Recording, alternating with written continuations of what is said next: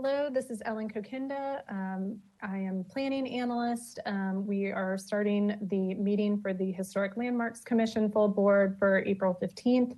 I just wanted to let you know that kind of a couple of people behind the scenes who are helping out. I will be moderating this meeting today and helping out with public comment. Timmy Bolton, Associate Planner, he is going to be controlling the slides and the plans. So that's for both the commissioners as well as applicants. You will be kind of verbally instructing where you want Timmy to go. So please, you can ask him to do that. And like I said, we will be doing a roll call vote for all items. And then we also ask for starting off the meeting that it be roll call. So it's clear to the public who's here. And of course, we have our normal staff to make it a normal meeting of Pilar Plummer, as well as Nicole Hernandez, who are here for any questions to support you through this process. So I'm going to go ahead and hand it off to the chair to go ahead and start the meeting. Thank you. Great, thank you, Ellen. Okay, so why don't we start off? This is our first run at this in terms of a full HLC meeting. So please bear with us as we work through our kinks. So we'll open the Historic Landmarks Commission of April 15th, 2020. We'll begin with a roll call. So I guess it would be, does staff want to jump in and do that roll call? Thank you, Mr. Chair. I'll begin with Commissioner Uli. Please say if you're here. Here. Thank you. Commissioner Drury. Here. Thank you. Commissioner Lundvik. Here. Commissioner Vena. Here. Chair Grumbine. Here. Commissioner House. I'm here. Commissioner Mahan. Absent. Commissioner Edmonds. She had said she wasn't going to be able to attend today. Yes. Thank you. All right. Okay, Mr. Chair, you can proceed with the rest of the meeting. Thank you. Okay, great. All right, so we'll start with general business. So item 1, approval of the minutes of HLC meeting of March 4th, 2020. So can I have a motion? I'll make that motion. By House. Sorry, who was it that made the motion? Mr. House. Okay, motion by House, second by Drury. And then in terms of, so now under discussion, I think because of the format here, we might go, let's go page by page. And then commissioners that have updates or edits, we can do it on that, page by page process, because otherwise we're gonna be flipping back and forth a bunch of times. So we'll have to do a little change up in terms of how we normally proceed for this. I think this might work a little better. So, Chair? All right, so yes. Might I suggest you just ask, first of all, if anybody has any changes, and if they don't, then we don't have to go page by page. Well, that's true.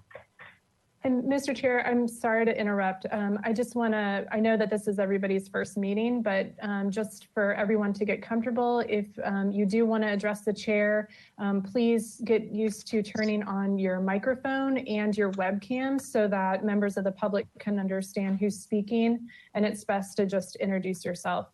So yes, thank you. And you can turn it right back off when you're done. Thank you. Okay. Thank you. And apologies, Mr. Chair, that it's not listed on the screen. But actually, if you could open up public comment for items that are not on the agenda first, great. And then we can proceed with the rest of the meeting. Thank you. Sounds good. Great. And then actually, let's do one more housekeeping item, because I think this will be part of it as well. I think we need to go by the addressing of the chair first, and then get called upon to speak so that we keep order, especially during this time, because it could be very jumbled. So both turning on the camera and then also waiting, and then that'll indicate that I know you're up to ask a question, and then you can address me, and then I'll address you, and then you can have the floor. So we're going to have to be a little more strict on the process orientation just to keep things clear, I think. Okay, so let's go to open public comment for any item that is not on this agenda. Anyone from the public wishing to comment, please raise your hand. And I'll hand it over to staff to talk about that a little bit. Yes, so thank you, Timmy. We have directions for how to make an oral public comment by hitting the hand icon. Thus far, I have one person. I have Miss Virginia Railing, who's raised her hand. So I'm going to go ahead and unmute you right now, Miss Railing, and you will have 2 minutes to speak. Timmy also has this timer. So as soon as you begin, we will start the timer, Miss Railing. Go ahead. Hello, this is Virginia Railing. I just wanted to say how much I appreciate being able to participate in the HLC meetings in this manner. It has been very hard for me to attend meetings in person for quite a long time. And I just wanted to ask about the status of the Historic Structures Ordinance.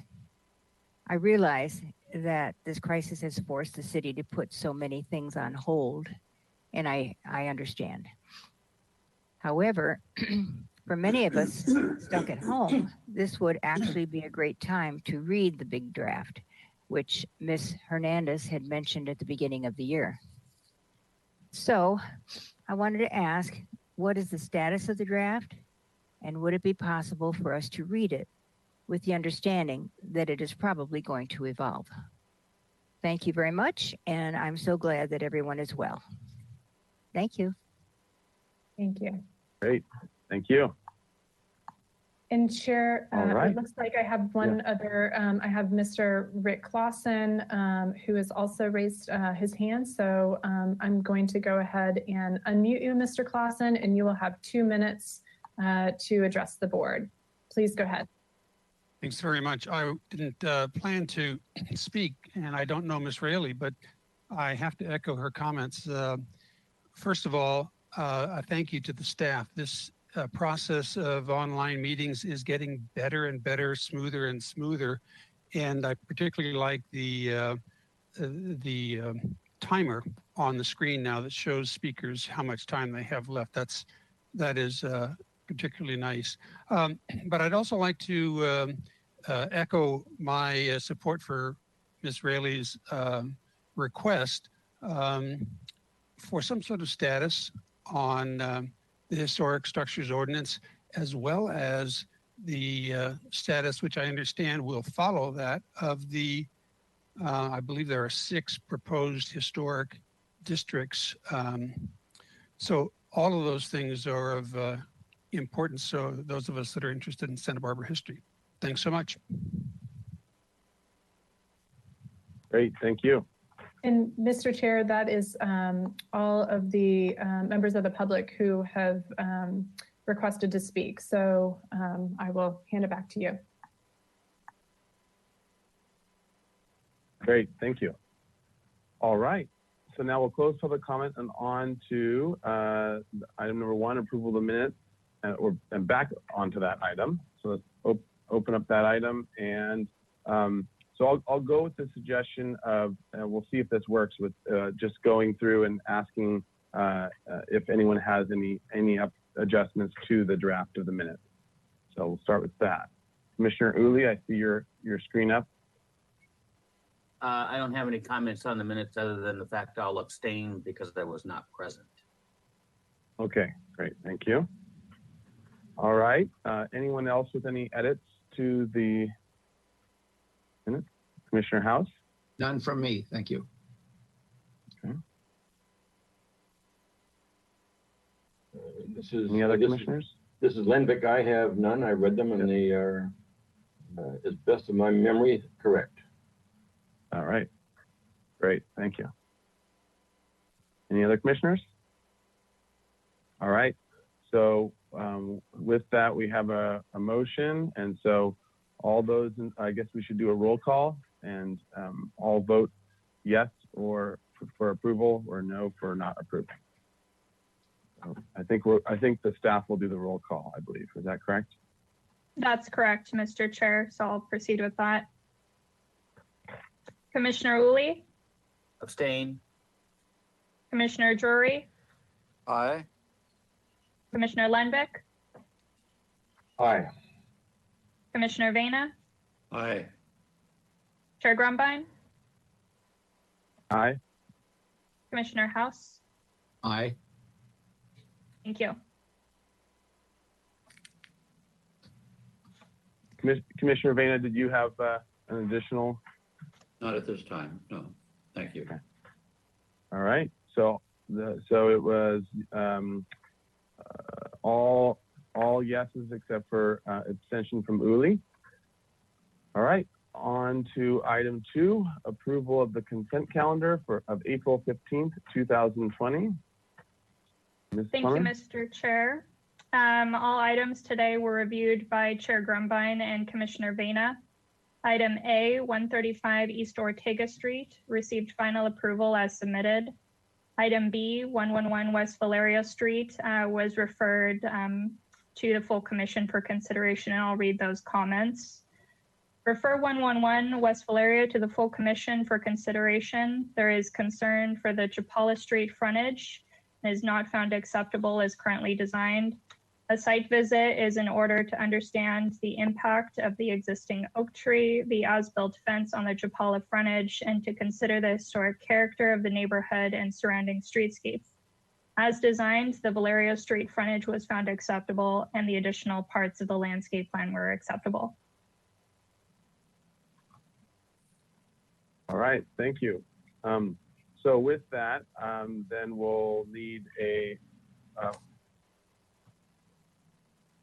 We'll need a roll All right. call to accept those decisions. okay. But first we should probably have discussion about what those decisions were, if there are questions. Motion to approve. Okay, motion to approve by I'll Uli. second Do I have a second? How's second? How's second? Okay. But I have a question. And then under discussion, Mr. Chair, Commissioner, sorry. it's the dark screen Drury. That's right. Commissioner Drury. I'm really pleased that it was referred back to the full commission. That's a jewel, needs to be protected. Thank you. Mr. Chair. Commissioner House.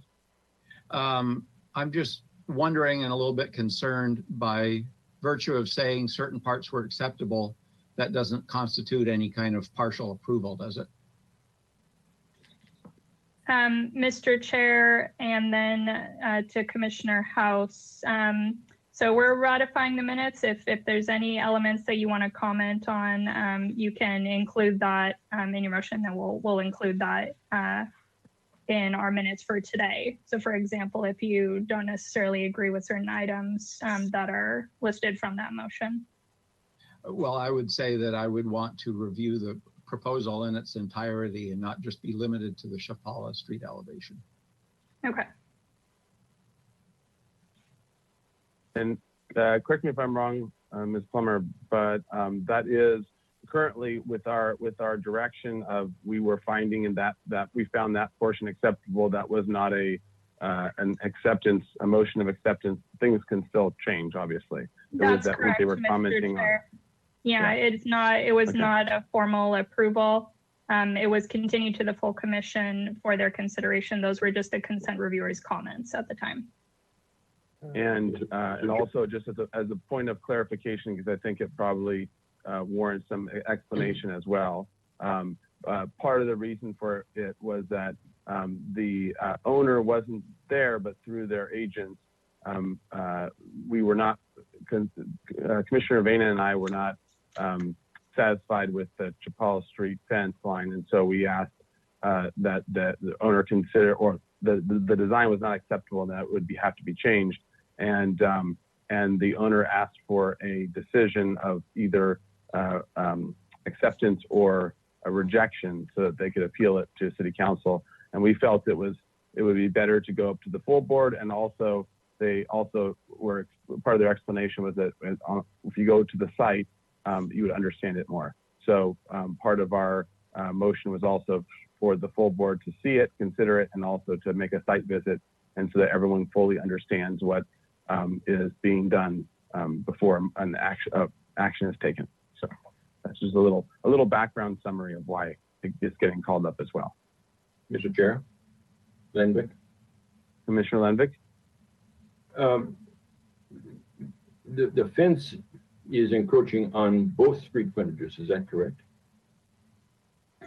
Mr. Chair, as it's, and then to Commissioner Lenvick, as it currently exists, it's an as-built fence, and yes, it does. The applicant, and it says that in the project description, was proposing to move the fence back on the Valerio Street frontage by 4 feet. So that was part of their plan. It doesn't exist that way right now. They were proposing to do that. Lenvick again, 4 feet, does that comply with zoning setback requirements? So Mr. Chair and then Commissioner Lenvick, it was reviewed for consistency with our ordinance. However, what was being reviewed today at the consent calendar was a fence that is as built that needed a minor zoning exception. So if, as you know, fences along the front property line are maxed out at 42 inches. And this decision that was before the board or before the consent reviewers today was to get a minor zoning exception for additional fence height. So that is a discretionary review to ask for additional height allowance along the front lot line. And that would be something the full commission would have to consider whether or not going above 42 inches is appropriate for this property. Right. Yes. So, yeah. So, and I suggest those commissioners to before they do the site visit, it would be good to look at the plans that are on online from this meeting today, so they understand what was being proposed or what was being proposed for the project, and then can look at it with those eyes as well on site. And Mr. Chair, right. just as a second point, I believe we'll be preparing a memo, or Ms. Hernandez will be preparing a memo on this. And like you said, we will be having a site visit, so we'll be providing additional information before it comes to the HLC. Thank you. Great, thank you. All right. All right, so any other questions before we vote? All right, let's do a roll call. This is for the approval of the consent calendar. Thank you, Mr. Chair. Commissioner Uli? Yeah, I think you're muted, Commissioner Early. That was an aye. Okay, thank you. Okay, great, Commissioner thank Drury? Aye. Commissioner Lenvick? Aye. Commissioner Vena? Aye. Chair Grumbine? Aye. Commissioner House? Aye. Thank you. That's all.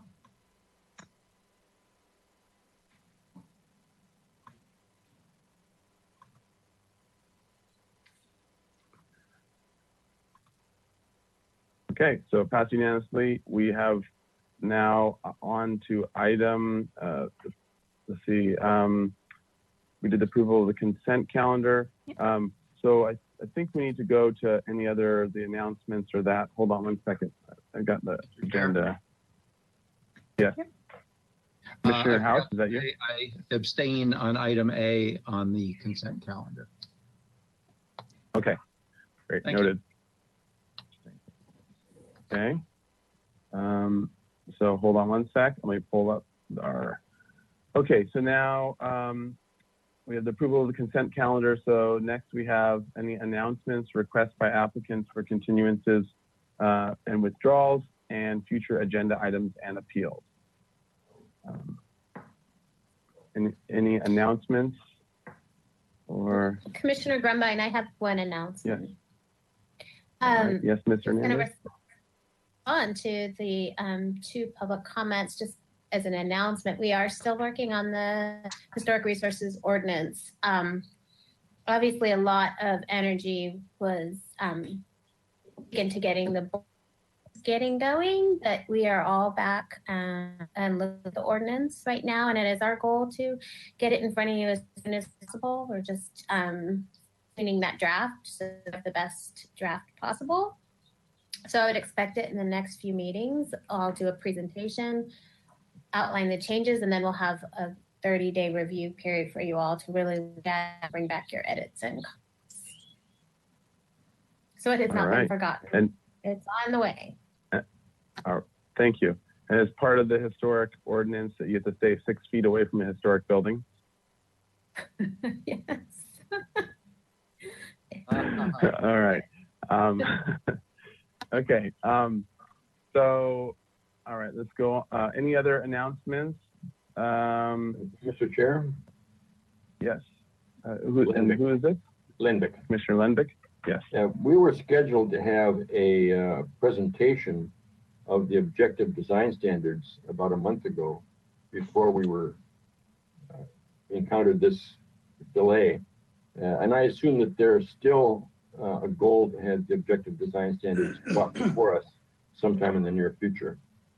Yes, Mr. Ms. Chair, Moore? and then to Commissioner Lundvik.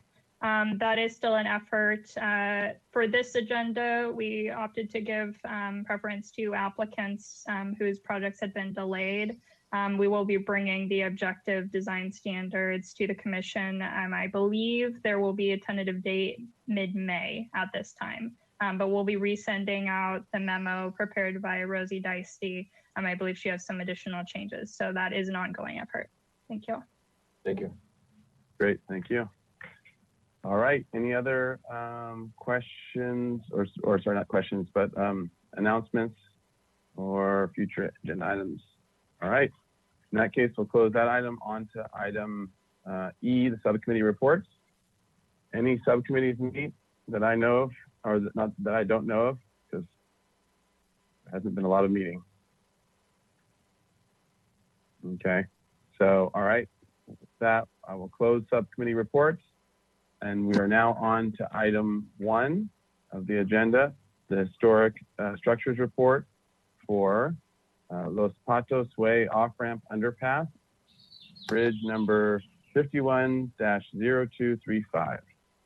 So this is, oops, sorry, I've got to manage my screens here. Okay, the proposed project involves the removal of Los Patos Way off-ramp underpass, which is owned and operated by Union Pacific Railroad. Union Pacific Railroad has determined that the bridge will need to be removed and replaced because the U.S. Route 101 off-ramp at Los Patos Way is being vacated and is no longer needed. And it's requesting acceptance of a revised Phase 1 Historic Structure Sites report prepared by Rincon Consultants.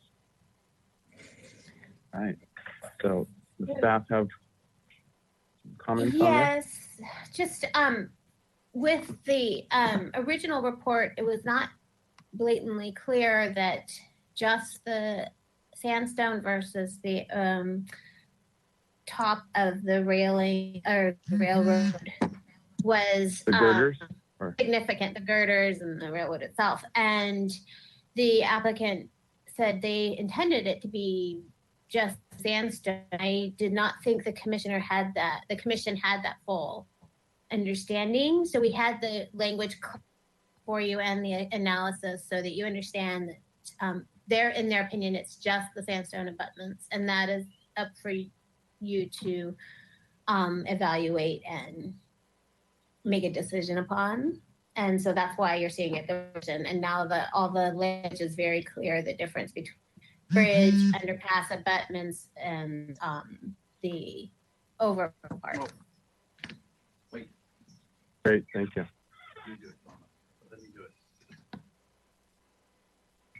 Okay, so with that, do we have the applicant, the historian? Yes, Commissioner. So Eric Goodall, and I'm with the City of Santa Barbara, project engineer for this project, and Shannon Carmack is with Rincon and drafted the historic structures report. So she'll be giving the presentation on it, on the changes. Great, thank you. So welcome. And yeah, so if you wouldn't mind walking us through the report, especially with all the changes and the discussion of why you are saying what you're saying. Okay, sure. So we came before you a couple months ago, I believe. I'm not sure the exact date now, but basically we took into consideration some comments that you provided, and then we also updated it based on some conversations that we had internally. And the majority of those comments, I'll just summarize for you briefly. The report, excuse me, notes here. The report was updated to note that the Los Patos undercrossing meets 3 of the city's eligibility criteria for designation of a landmark or a structure of merit. Previously, we had noted that it met criteria 3A for its character and interest or value and significance to the city. And it also met 3D for its architecture or way of life that was important to the city as well. We added criteria 3I for its unique location and physical characteristics that represent an established and familiar visual feature within the city. Just to recap, the structure was also found to meet the city's definition of a significant historic resource as described in the MEA guidelines under criterion 2 as a representative of a particular architectural style. And that was its use of the distinctive local ashlar stone that's square cut and very distinct. And then also under criterion 6 as a structure that conveys a sense of time and place because of those sandstone piers. Additional updates included the revisions to clarify that the structure is actually an underpass and not a bridge. I think that was really critical because obviously, you know, all the key architectural components are really at ground level and they're not above the piers themselves, as opposed to like a bridge feature in which, you know, traditionally you're looking at everything that is above the superstructure of the bridge itself with the piers and the truss work and spans and things like that as well. So we revised the report to make it very clear that this is actually an underpass and not a bridge.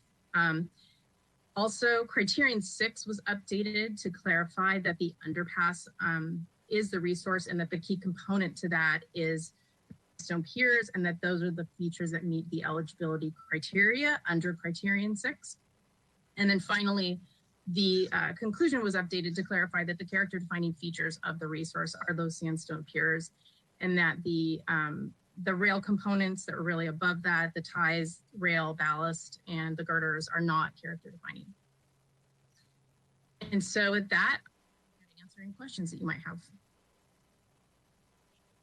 All right, thank you. Okay, so was there any comment by staff? Ms. Plummer, no? Or Mr. Chair, I would ask before the commissioners jump into questions and comments that we open up public comment. I do have a written correspondence that I'll read into the record when you do that. Okay, great. Thank you. All right, sounds good. So yeah, let's go to public comment. We'll open up public comment. Any member from the public wishing to comment on this item, please virtually raise your hand in this way as you see on the screen. So currently, this is Ellen Kokinda. I do not see anyone who is raising their hand to speak on this item. So I'm going to hand it back over to you, Chair. Okay, great. Thank you. And Ms. Plummer, if you would read into the record. Thank you, Mr. Chair. I have a written correspondence from Francesca Galt. Dear Santa Barbara Historic Landmarks Commission, please protect and preserve this significant historic resource. This example of local sandstone construction with its sandstone pier and abutments is a distinctive Santa Barbara feature, reflecting the early attention to detail that remains part of Santa Barbara's charm. Also, if there are any native plants and trees in the vicinity, please save them to protect and preserve the environment. Thank you for all the work you do. Sincerely, Francesca. Great. And that's all, Mr. Chair. Thank you. Okay, so with that, I'll close public comment and back to the board for questions on the historic structures report. Commissioner Uli, do you have a question? I don't have any questions. I was jumping the gun. I'm sorry. Okay, no worries. Anyone else with any questions? Mr. Chair, Commissioner Lundvik? it's Ed Lindbeck, yes. I have a question of the report writer. If the steel structure is removed and gone, and what you have left are the abutments on each side and the center pier,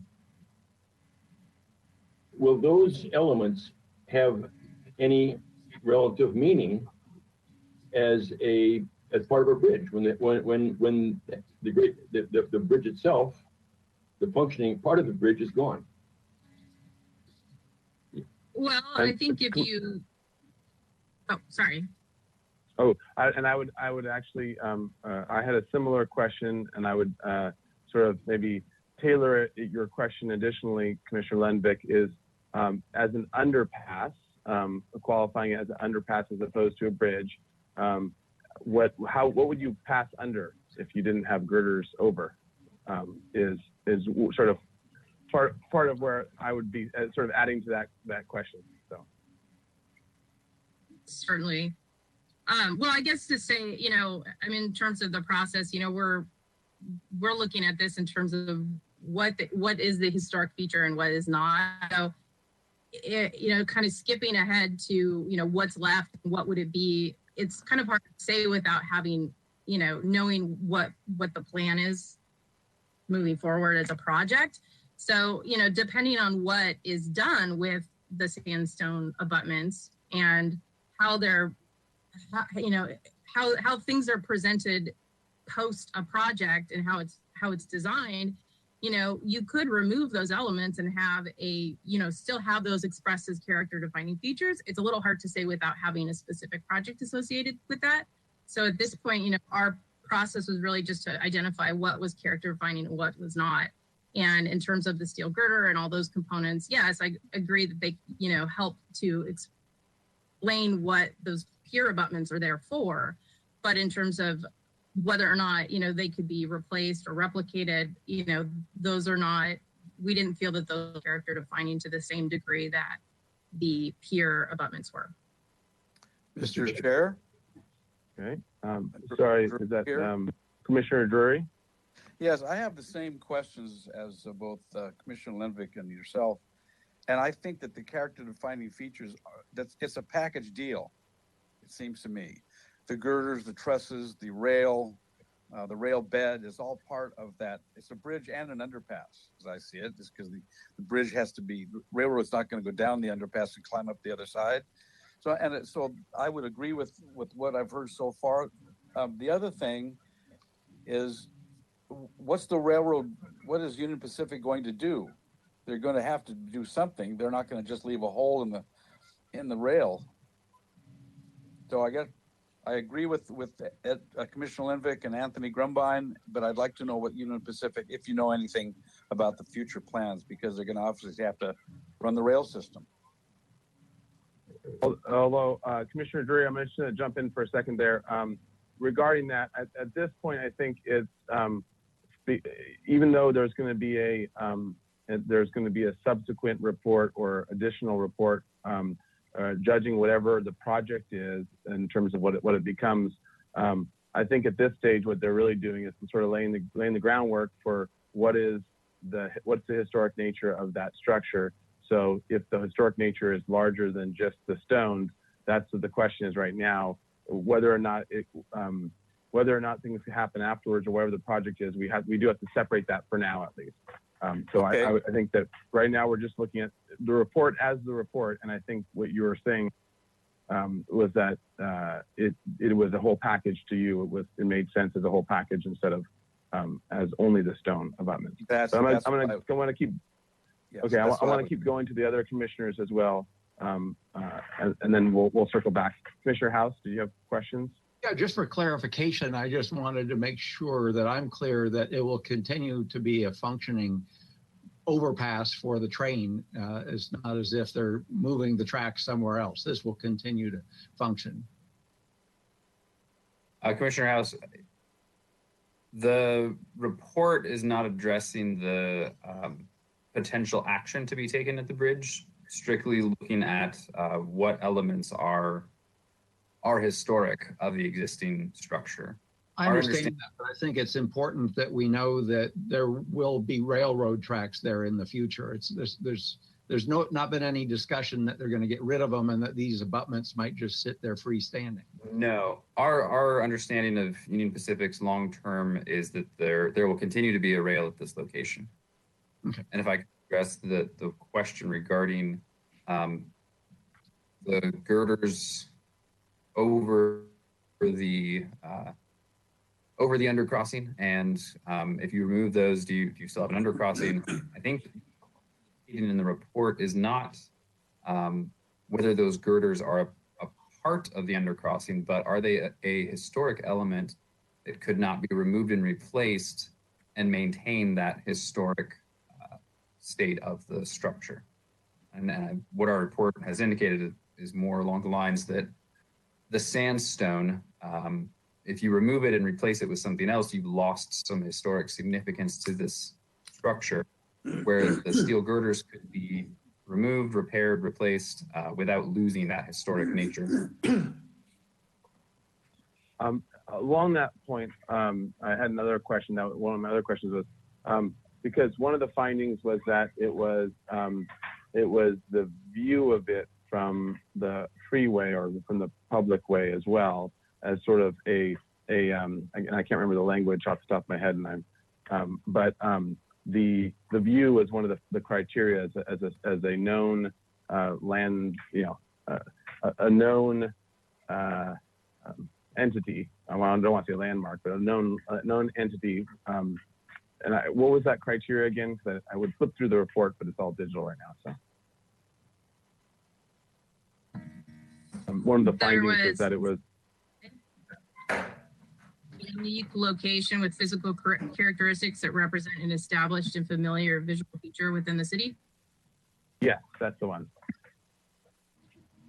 So I think that's also where I would say even if it seems like there's multiple criteria, right? And as a recognizable feature within the city, it would seem that it's not just the sandstone that's recognizable, but it's the whole package, or at least especially the biggest parts of the package, which are the steel girders and the sandstone. And it would seem that would be part of that criteria or that finding.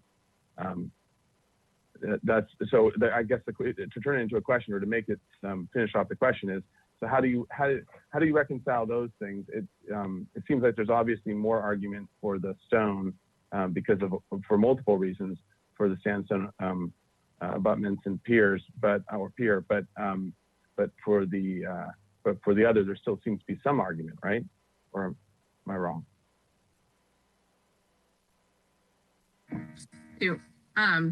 Sorry, my audio cut out for a minute there, but I think I can answer the question. And that again, we just because the sand was such the prominent aspect of why this bridge was, or why this undercrossing was in fact significant, in that, down the, on East Cabrillo Boulevard, there's an underpass. It has a nearly similar, identical steel girder crossing. And we looked at that, we looked at this one, and they're pretty much the same in terms of those structures. And I understand that obviously the girders assist in conveying what the function is. However, when we're trying to drill down to just what those character defining features are that we thought needed to be retained, the sandstone bridge was really, the sandstone components were the critical piece to why this would be significant at all. Okay, thank you. Okay, any other questions? Commissioner Lenvik, do you have a question? Commissioner Lenvik, I think your audio is off. Commissioner Lenvik? I think your audio is off. Okay, it is on now. The staff has a tendency to turn it off. So in essence, we are really victims of staff's desires. One thing I've noted, however, is they never turn yours off. Now, my question is, it appeared to me that the report writer was looking for a future use to justify making these sandstone elements structures of merit. And I don't know that we can look to the future as justification for our findings. I think you can surmise that the railroad would find those elements not structurally adequate for a modern rail system, particularly if they wanted to double the track. So we're asking them to preserve something which they probably can't use in the future. And that concerns me, that we more or less hamstring the modernization of our rail system in the Santa Barbara area. And now, we're not. Can you turn that into a question, though, Commissioner Lenvik? Well, my question is, I don't understand their rationale, and how can they justify their rationale for looking to the future as a reason for making it a structure of merit now?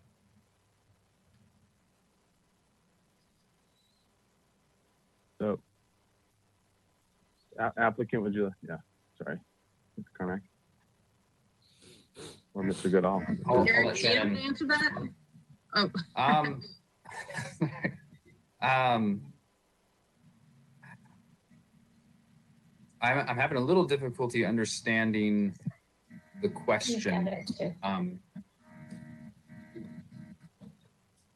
My understanding of the question is that we're wondering if. Let's ask Mr. Lenvik. Actually, I would like some clarity on his question.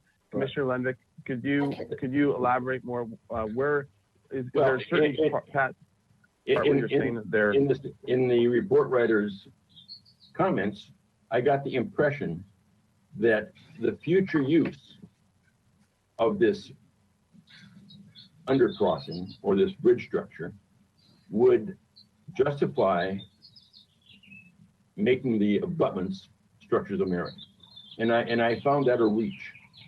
Either you can justify them today as being structures of merit without the bridge structure there, or you can't. Now, that's Nicole has. I guess your question. Counted with that. I guess your question is then. Let me just try to make get your question in brief here. So I guess your question is that what you're saying? Is the future use? Are you saying that the future use would make it a structure of merit? Is that? I didn't understand that presentation to be your presentation to be saying that. So I don't. You're not saying that, right? You're not saying that the future, like it's not a. So some buildings, for example, they are in such poor shape or so dilapidated or missing elements, and we might have known what they were, but they haven't been restored yet, and they're in such bad shape that they don't qualify as a structure of merit. But once things get restored, you can actually say, oh yeah, then now it can qualify as a structure of merit. So Commissioner Lenvik, are you saying that that they're saying it's not worthy right now, but down the road it would be worthy? Is that what you're saying? And you're saying why is that so? That's the implication I got in the presentation. Yes. Okay. So is that true, presenter? I can just clarify one thing. Yes, please. When we get a proposed project to perhaps demolish the entire bridge, I sent it to you to first decide if it's historic. Once we decide if it's historic, it decides the step in the process, which would be more that they go to a negative declaration to demolish the bridge, or you guys decide it's historic and they don't have a process with you and they can demolish the bridge. But the first step is deciding if you think it's significant. That significance really judges the next step in their process. And the report evaluated that they do think the sandstone portion is significant. So when they come back with their projects, they will be looking what mitigation measures they need to make to the sandstone portion so that they can continue their demolition of the sandstone abutments or whatever comes forward, but they can't really go through, they need this determination to decide which process to go through. Mr. Chair. And if I can add to, Commissioner, we'll let Mr. Goodall go ahead and finish your thought, and then we'll come back. We are not looking to the future to determine whether which elements of the structure are historic today. The report was drafted given today's condition of all those elements and whether they're historic today, regardless of what may happen in the future, which we, as Nicole's indicated, we don't actually know what exactly will happen in the future. Great, thank you. All right, and we're going to have to keep things moving here. So Commissioner Lennon, if there is anything else, well, no, I have in terms of asking a question, but no, I have a question or a comment. Okay. I have a comment if it's appropriate. Okay, well, we'll hold off for your comments until we finish up questions. All right. Any other commissioners with questions about the report? Okay. All right. So now I think I think we should go into comments, but we are going to need to sort of march through quickly with it as well and keep things moving. So we'll try going through with just as people want comments, they can raise their hand kind of thing like this, or just come onto the screen and I'll call on you. But we do need to kind of march through things to keep the process moving. So Commissioner Lenvik, I'll let you start it off. Thank you. I really question when I look at page 29 of the report and their criterion 3. Okay, and actually, can we get staff? Can we get that up on the screen? Is that possible? So page 29 of the report, criterion 3D, which they find is justifying making this a structure of merit. They say the last. Sorry, just to be clear, Commissioner Lenvik, you're saying that the numbered page 29, right? Because we have the PDFs. Okay, numbered page 29. Okay, got it. Okay. And if you can zoom in on 3D there, I don't know if you can do that or not, but so you read that and it says 3D, the Los Patos Way off-ramp underpass is eligible under criterion 3D as it exemplifies a particular architectural style important to the city of Santa Barbara. It is constructed with local sandstone, a significant aspect of the architectural heritage of the city. They're using that as one of 3 justifications for making this a structure of merit. And I guess, if I was writing this report, I would look at 3D and say, well, I can't make that determination. So I wonder how they can make that determination. What knowledge, background, and experience in Santa Barbara's history and architecture gives them the ability to make that determination? I can't make it, and I won't be able to make it as a member of the Landmarks Commission, but that's true of each of the 3 reasons that they have for making this a structure of merit. I mean, you look at 3I on page 30, which is the one that talks about visible to countless travelers. This is visible to countless travelers. This is not visible to countless travelers. Countless travelers drive by that every day and never even take their eye off the road. And I think it's really not a good statement to base making this a structure of merit on. To me, it is not warranted. And I find that with all 3 of their justifications. And as you know, I opposed this before and I will oppose it again because this does not rise to the level of a structure of merit in the city of Santa Barbara. Thank you. Okay, thank you. All right, Commissioner Uli. Thank you, Mr. Chair. I would agree with Commissioner Lenvik. I think he and I opposed it the last time, a few times ago. This was in front of the commission. I read through those criteria and struggle also with, first of all, I'd have to say, let me just back up a second. First of all, I'd have to say that the report is well written. I don't have an objection with the content of the report per se. It is well written. It does submit a number of facts. I just don't agree with the conclusion. Yeah, it's a nice bridge. I'm not an anti-bridge person. It's a nice bridge, you know. But you know, I stopped over there a few weeks ago, and none of that sandstone is in very good condition. Parts of those abutments are concreted to underscore the support for the railroad. And I just don't see that the abutments and the mid-pier rise to the level of significance. Mr. Chair. Okay, thank you, Commissioner Lilly. Commissioner House. Well, I will take the opposite viewpoint. I agree with the conclusions of the report. And I think the distinction between bridge and underpass is splitting hairs. I mean, it's a complete package, as I think was mentioned. And I think that the riveted girders are an important element of it. And I don't agree with them having been omitted from consideration in this report.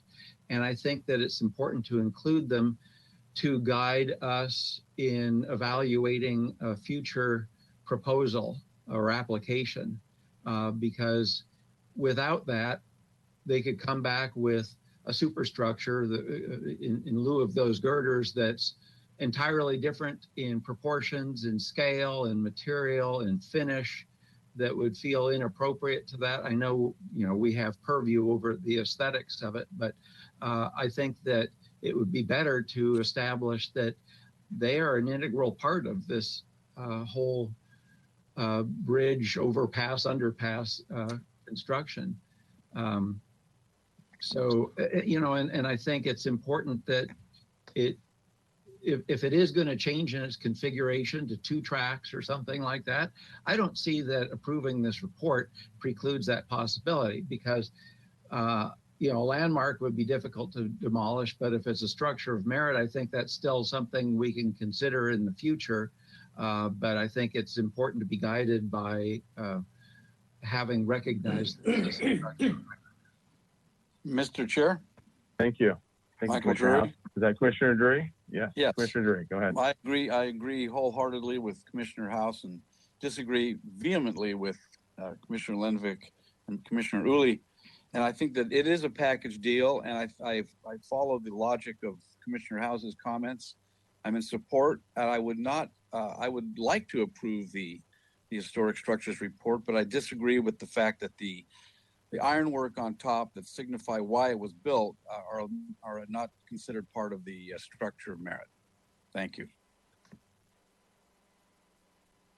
Thank you.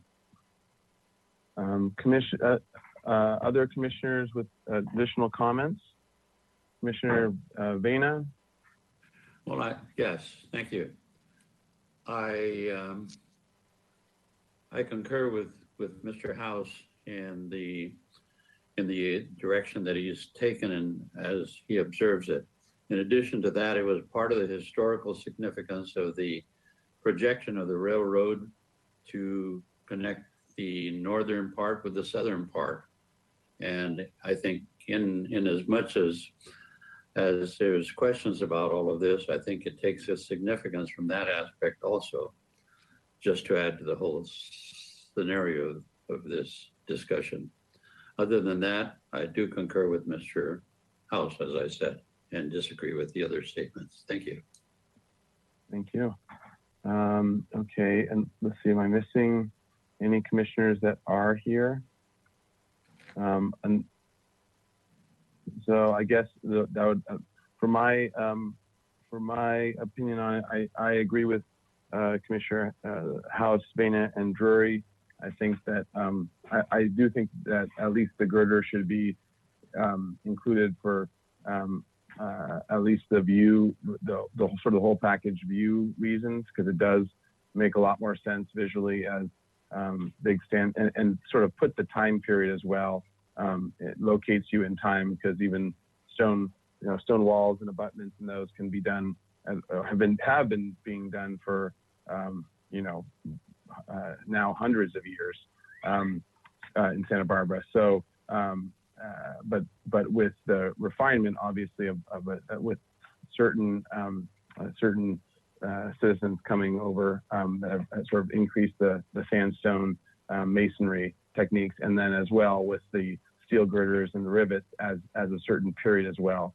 So it seems to me that it is along a more packaged deal. And I would like the report to reflect that as well. I agree with the other findings that they have. I agree with the report. I would just like it to have that little extra of the girders as well. So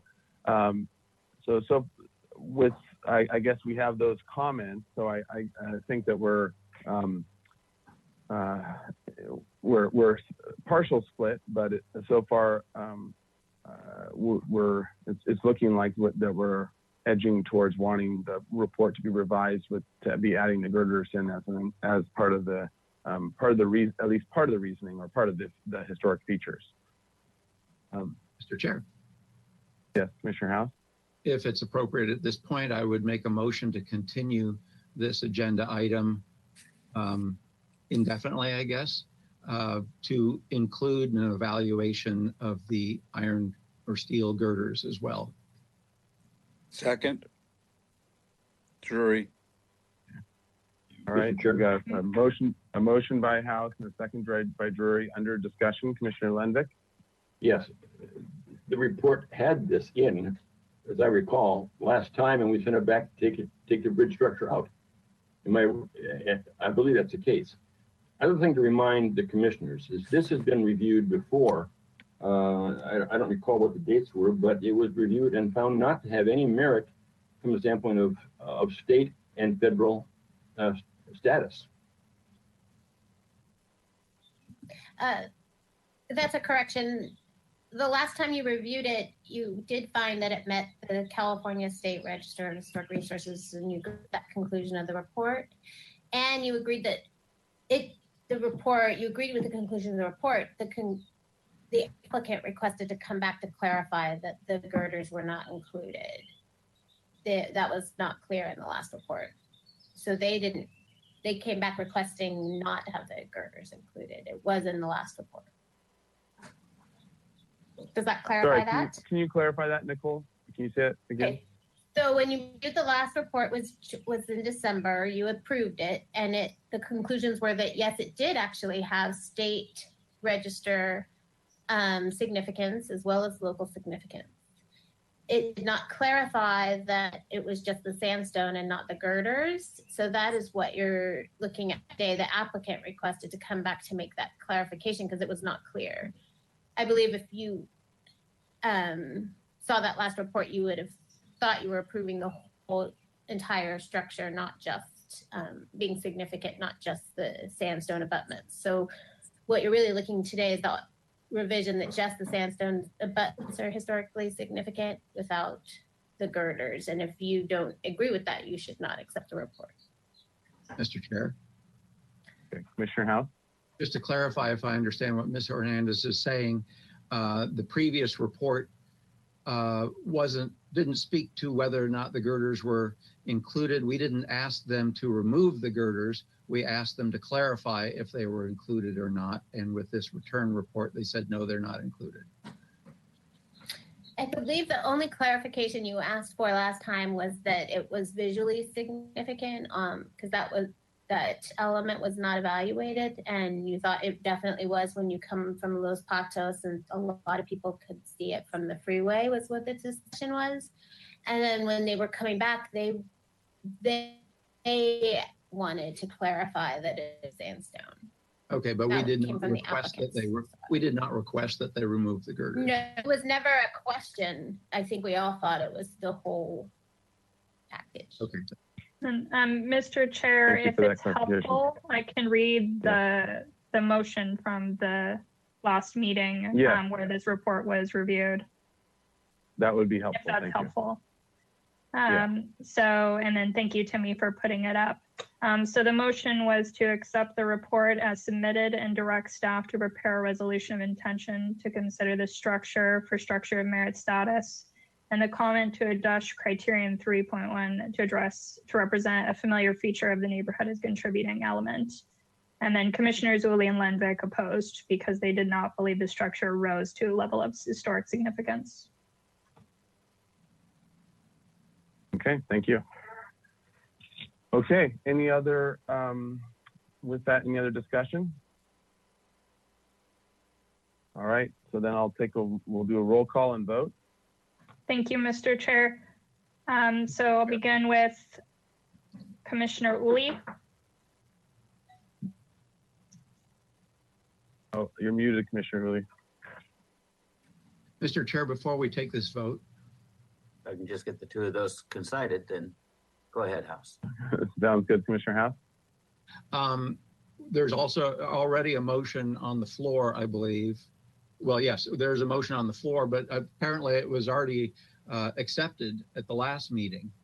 So how do we reconcile that? What the report that was accepted at the last meeting included or wasn't clear as to the steel girders. So I'm not sure if we're taking the right vote right now. Ms. Plummer or staff, if we could we have a sort of some verbiage on that? This is a revised report or an additional report that we are re-voting on. Yeah, so Mr. Chair, and I believe Ms. Hernandez can clarify as well. So you're deciding today if you're going to accept the report as submitted, or if you want to continue it indefinitely for whatever reason you would want to do that. And then Ms. Hernandez, do you have anything to add? Right. I mean, the conclusions of the report were that the sandstone abutments are a historically significant character defining feature and not the girders, and are eligible for the California Register as well as local significance. So that was the conclusion that you're asked to concur or not concur with. And Mr. Chair, I believe the motion on the floor is to continue the matter. So I'm a little confused in what's going on at the second. Are we voting? That's a good point, Commissioner Lee. That's a good point. The motion on the floor is to continue the matter, not even to accept it, but it is a different report as well. So the motion is to continue it, right? And because you wanted the girders included. Yeah. You don't agree with the conclusions, so you're asking that those be added. consult to change. Yes, for the girders to be added as a. And I believe the considered consultant will have to agree with to change her opinion. We can't force That's her right. to. That's right. So we had the motion on the floor. We're now calling the vote. So any other discussion before we call it? I have a question, Mr. Chair. This is Lundvik. Commissioner Lundvik? Does the owner not care? We don't see him here talking to this. It's a question. Does the owner not care? No one can answer that. Maybe this doesn't make any difference to the owner. Commissioner Lundvik, the owner is interested. It's in their interest that this structure not be designated a structure of merit for some of the reasons that you've indicated. They currently, there's one track going over the top. They may have plans in the future for multiple tracks, and it's obviously if the entire structure is a structure of merit, that may have an impact on their ability to add second tracks. So the owner is interested. However, they don't have staff to be a part of this conversation. Okay, thank you. Any other discussion? Mr. Chair, I'll call the question. Okay. So if Ms. Plummer, if you would do a roll call vote. Yeah, so Mr. Chair, I'm going to start from the beginning as far as the roll call goes. Commissioner Uli. You're muted, Commissioner Uli. Unmute. If I could just get those two buttons together. I agree. Normally, it's Commissioner Lundvik who has audio trouble during a hearing. Okay. Commissioner Drury. Was there Drury seconded? I did second. Yeah. Thank you. I'm going to vote no. I'll vote yes. Commissioner Lundvik. No. Commissioner Vena, Yes. Commissioner or Chair Grumbine, Yes. Commissioner House. Yes. Thank you.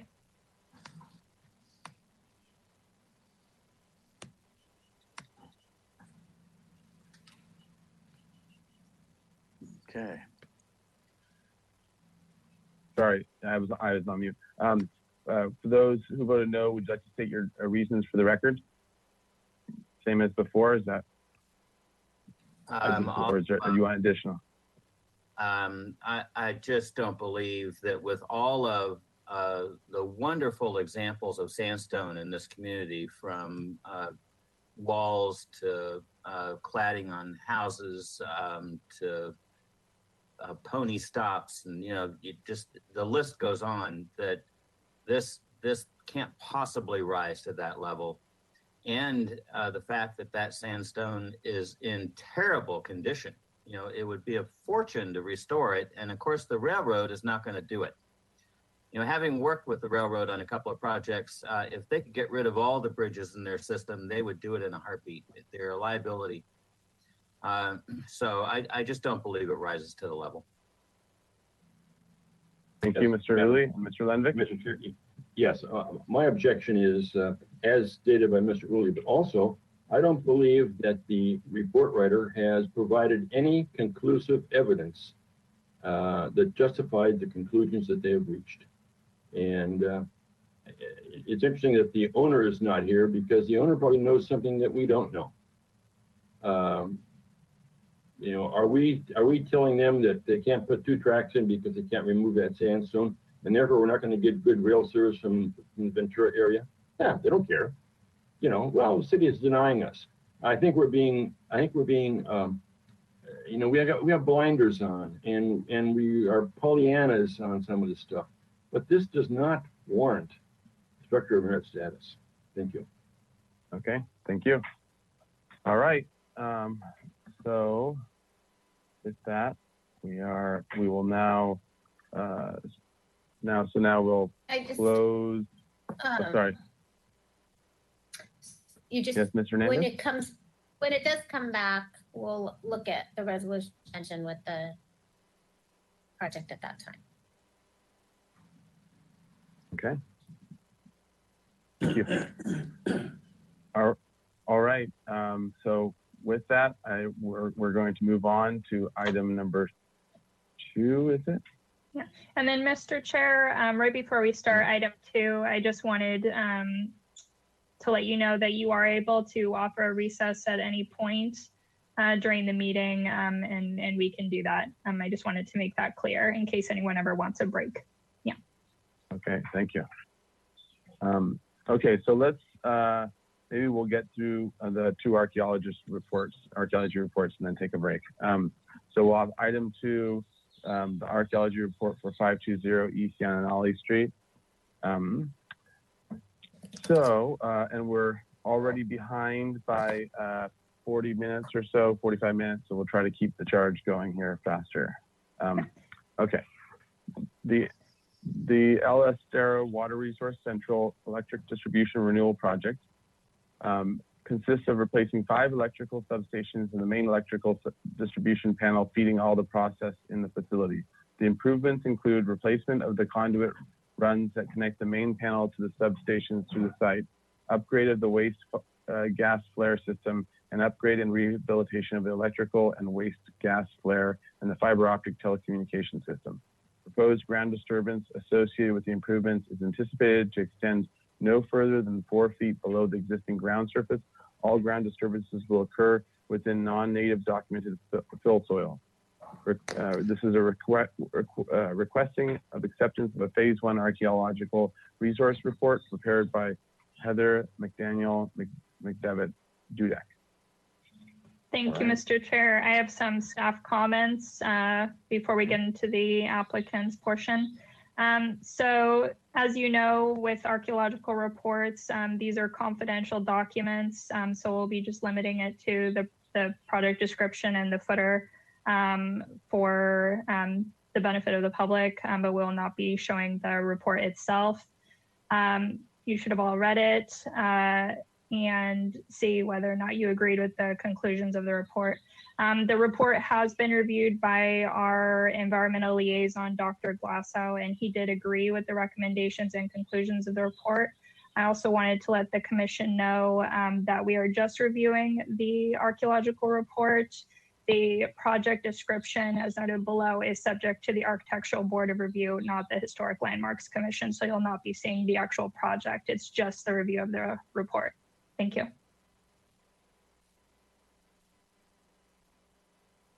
Thank you, Ms. Plummer.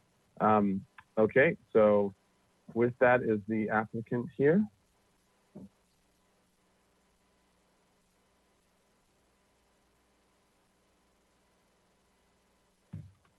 All right, welcome. Yes. Hello, Chair Grumbine. This is Philip Maldonado with the City of Santa Barbara. Okay. Okay, great. And can you, do you want to walk us through just a brief overview and conclusions of the report? Absolutely. The report itself, the facility is our wastewater treatment facility for the City of Santa Barbara. Therefore, where it has been substantiated is all on fill material. We've had multiple capital projects in this facility, which is why we have a lot of information to draw from. The findings of the report basically say, given the extent of the work that is proposed, there is little to no potential for prehistoric cultural deposits within the project scope. Other than that, the report itself kind of does recommend the use of a on-site architect for any ground disturbance, which will be included as part of the work, the construction. And just give me one moment. I have heard from from archaeologists, on-site archaeologists, what are you saying? Yes, the conclusions do recommend an on-site archaeologist during construction, and that will be incorporated into part of the project. And just a quick question for staff. I have heard from the archaeologist who says that she is in the meeting, Heather McDevitt. So I don't know if you can promote her to present on this or not. Yes, pardon me, Chair. It looks like I can, she was listed under your name, so I did not see her as her specific name. So I'm promoting her to a panelist, and Heather will very shortly have. Heather, can you test your audio in your your webcam? Can you turn on your webcam, please, with the webcam icon? Sorry. There you go. Yeah, sorry, your name shows you as Philip. Oops. By location. Okay, great. Well, welcome, Heather. Thank you. And did Philip do a good job of saying what you were going to say? He did. All right. Yeah. Did you have anything that you wanted to add? No, other than the fact that, the archaeological monitoring is in an abundance of caution. And like Philip said, because of the ground disturbance, of the depth of the ground disturbance that's proposed, it does not extend below what is documented through geotechnical testing of 8 to 10 feet of fill. So the reason that we are recommending archaeological monitoring is because that on top of that fill was the Alice Torero racetrack and fairgrounds. Gotcha. Okay, thank you. All right, does that conclude your presentation? Yes, it does. Thank you. All right, so now we'll open public comment. So any member from the public wishing to comment on this item, please raise your hand. This is just on the archaeology report itself. And so there's the raise your hand instruction if you want to speak to this. So, Mr. Chair, I do not see anyone who has raised their hand for this item in the webinar. So I will go ahead and turn it back to you. Thank you. Great, thank you.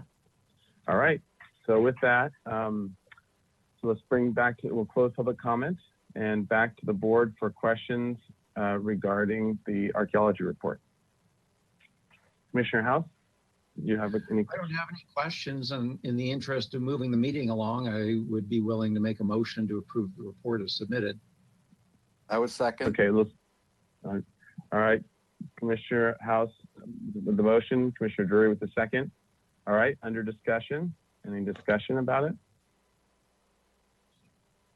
Okay, all right, in that case, we can do a roll call and question. Thank you, Mr. Chair. Commissioner Uli?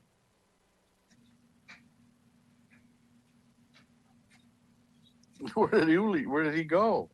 We can't hear you. Still muted.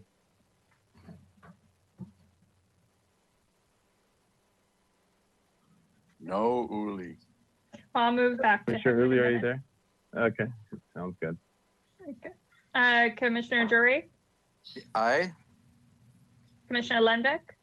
Yes, aye. Commissioner Vena? Yes. Chair Grumbine? Aye. Commissioner House? Aye. And then Commissioner Uli, were you able to get your mic back on? This is Ellen Kokinda. I sent him a request. He's self-muted, so he just needs to, Mr. Uli, if you're, he might, I don't know if he's stepped away, but unclear. If Those darn buttons. Okay, so should we just count it as an abstention? Yeah, Mr. Chair, we have enough for the vote, and it's all in favor, so I think we can just do it that way. Yeah, thank you. All right, great. So it's unanimous. Well, with an abstention from Uli. So thank you very much for your report. All right. So with that, we'll close item 2 and on to item 3. The archaeology report for 519 West Anapamu. This is a proposed construction of a new detached structure. The first floor consists of a 229 square foot 1-car garage and 349 foot storage room with half bath. The proposed second story accessory dwelling unit is not part of this review. This is requesting of an acceptance of a phase 1 archaeological resources report prepared by Brent Leftwich. Thank you, Mr. Chair. Some brief staff comments similar to the last report. This review today is specific to the archaeological resources report and agreement with the conclusions of the report. Someone, thank you. Thank you for muting whoever did that. The actual project itself is subject to the single family design board, so it will not be coming before the Historic Landmarks Commission, just the ARC report. And Dr. Glasso has reviewed the report conclusions and agreed with the conclusions and recommendations. Thank you.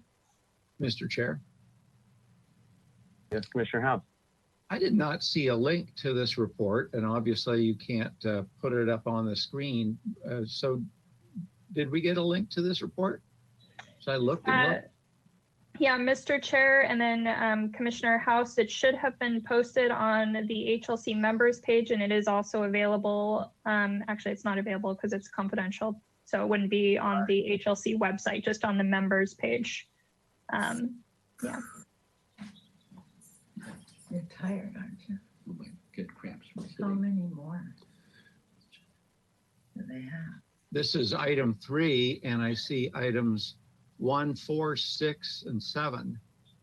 I just don't see item 3, but if others read the report, then I'm the only one that didn't find it. Commissioner House, if I could just interject. I posted the architectural report before we posted the agenda, so I didn't have the item numbers. So it is the only item on your members page posted without an item number, but it should still have the address 519 West Anapamu Street. Okay. I guess I'm not technically on the members page. I'm just on the HLC page. Yes, Mr. Chair. So it would not be, and to Commissioner House, it would not be on the HLC public page, since archaeological reports are a confidential document. It would only be on the HLC page, That explains. specific to members. And if you haven't read the report, obviously you should abstain since Okay. you haven't read the conclusions. Thank you. Great, thank you. All right, so any other staff comments? Okay. So with that, let's, do we have the applicant here?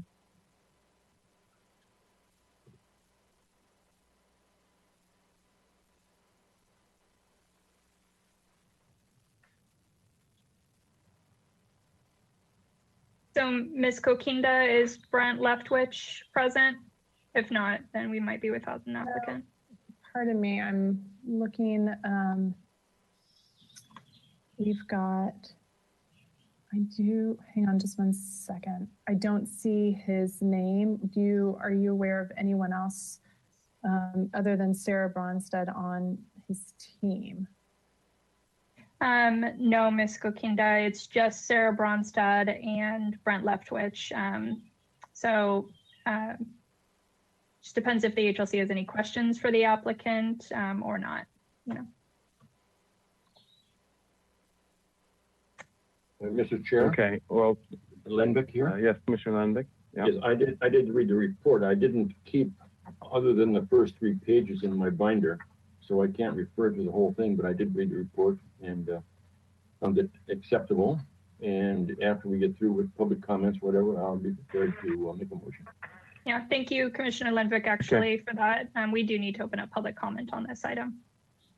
Yeah, good point. Okay, so we'll move on, and then if the presenter ends up coming on, we'll pull them in after. All right, any member from the public wishing to comment on this on the archaeology report, please raise your hand as shown on the screen. So, Mr. Chair, I do not see anyone who has raised their hand on this particular item. Okay. So I will go ahead and hand it back over to you, please. Great, thank you.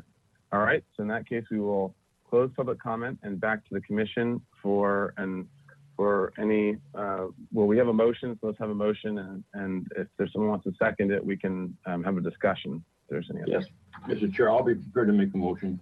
The conclusions reached, and I suppose the staff could read these as well, but the site has very low potential for unrecorded archaeological resources, prehistoric or historic. And they do have the standard conditions regarding encountering anything, so on and so forth. So based on the report, I would make a motion for acceptance. House seconds. All right, and a second by House. All right, under discussion. Any discussions about the report? All right, in that case, I'll call the call for a roll call and call the question. Thank you, Mr. Chair. Commissioner Woolley. Yes. Commissioner Drury. Aye. Commissioner Lenvick. Yes. Commissioner Vena. Aye. Chair Grumbine. Aye. Commissioner House. Oh, he's abstaining. Yes. Abstain. Abstain. Yeah. Thank you. So all in favor, except Commissioner House, who is abstaining. So thank you. All right, the motion carries. And then, wait, it's not appealable, right? That's correct, Mr. Chair. Reports are not appealable. Yeah. So we are done with it. So we are on. Oh, so now we can take our little coffee break. So, Mr. Chair, would you want to take a 5-minute break, 10-minute break? Let's try we're on item 4. Let's see it. sorry.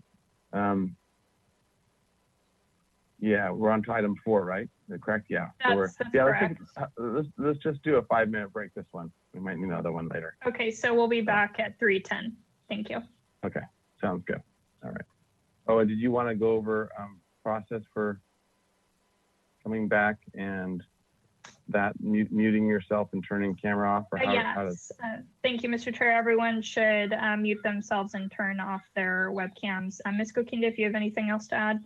Yeah, I can actually go ahead and do that, just mute everyone, but it looks like, Chair, once you and I turn our cameras off, I'll make sure that everyone's muted. So we'll see you back in 5 minutes. Thank you. All right, sounds good. See you all in 5.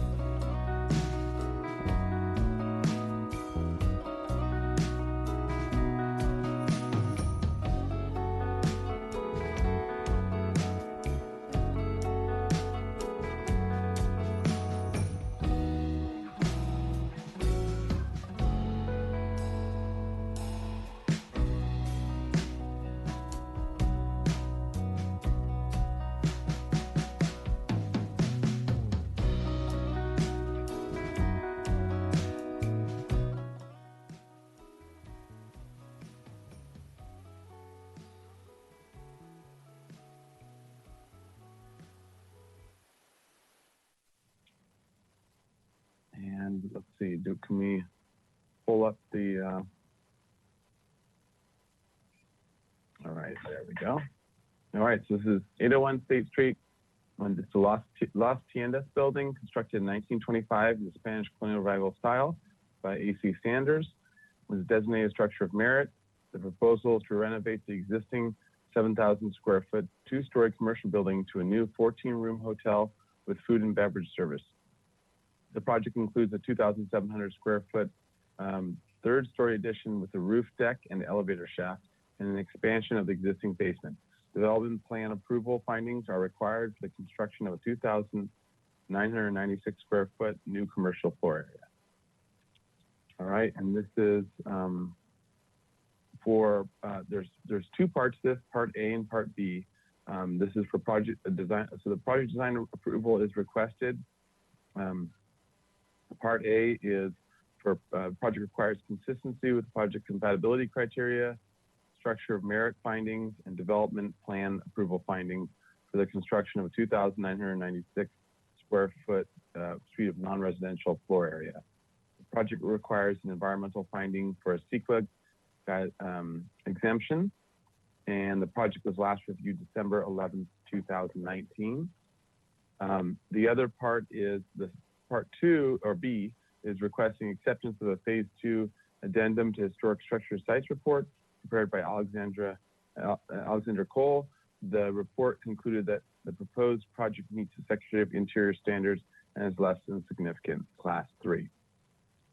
So, if staff would like to, Ms. Plummer, I think you're muted.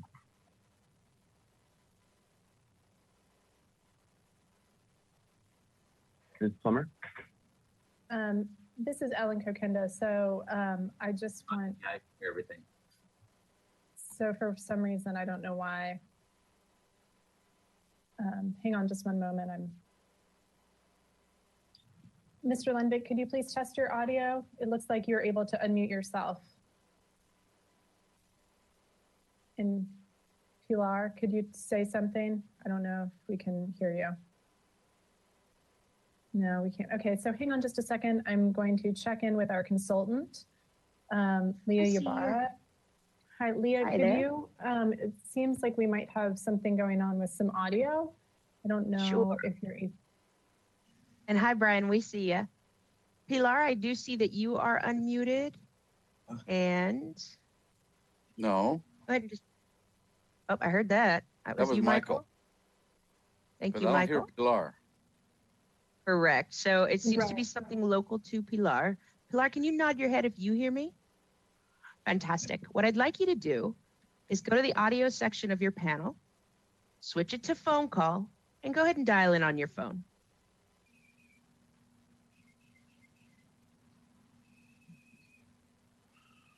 I think Commissioner Lenvik also has an audio problem. He wrote Commissioner no Lenvik? sound on a card and held it up. Gotcha. I saw that as well. We have to learn how to read lips. There No, we I'm go. not sure if you could still hear me, Ed. Can you nod your head if you can hear me? Oh, he turned his camera off. Mr. Lenvik, if you can hear me, can you hear me? Nod your head, please. Can you hear me now? I hear you. Yes, we hear you perfectly. Great job. Okay. All right. So general best practice is if one audio source is not using, you can always switch. So I'm going to try to communicate with Mr. Lenvik via chat and see if I could help get him dialed in on the phone. If you can, go ahead and proceed without him, or you continue to pause. I'm going to try and speak with him non-verbally on the side here. Okay. Mr. Chair, I just wanted to give some staff comments on this while we have some time. Hopefully all the commissioners can hear me. Timmy, if you could go to the second slide related to this project where it has the A and the B. Okay. So what is on today is project design approval. This project did go through our application completeness review process and was deemed complete. And that means it was reviewed by all the applicable divisions for consistency with our ordinance. If the commission decides to grant project design approval today, there are some findings that will be applied. The project compatibility criteria, of course, structure of merit findings, as the site contains a structure of merit, and development plan approval findings for 2,996 square feet of non-residential floor area, and environmental finding for 15183 CEQA exemption. All those we have prepared for you on slides later if you do end up granting project design approval at this hearing. Also, as is noted in B, there is a phase 2 historic structures sites report, which needs to be accepted. Project design approval is contingent with acceptance of that report. Thank you. Great, thank you. All right, and I think what we'll do is we will, typically we review historic structures reports first, put them, and then usually we table it, and then we look at the project, and then we come back to it. Is there a reason why? So, Mr. Chair, I think we did want to proceed with the applicant's presentation first. The phase 2 is an analysis of the design. So I think it's important to review the project design first, and then we'll table that before an action to see whether or not we're going to accept the report, and then we can come back to approving the project or not. Sounds Thank good. you. Okay, let's do it. All right, welcome. Mr. Cannell, why don't you? Yeah, Mr. Chair, I was going to say, normally you would read the motion, the previous motion, but I think let's go through each one. There's quite a few items. Actually, let's do that. I think that's an important step to at least get into everyone's head of just going through it first, and then you can go through them in order. All right. You could. So and then Mr. Bolton, do you have the minutes, or I can read them?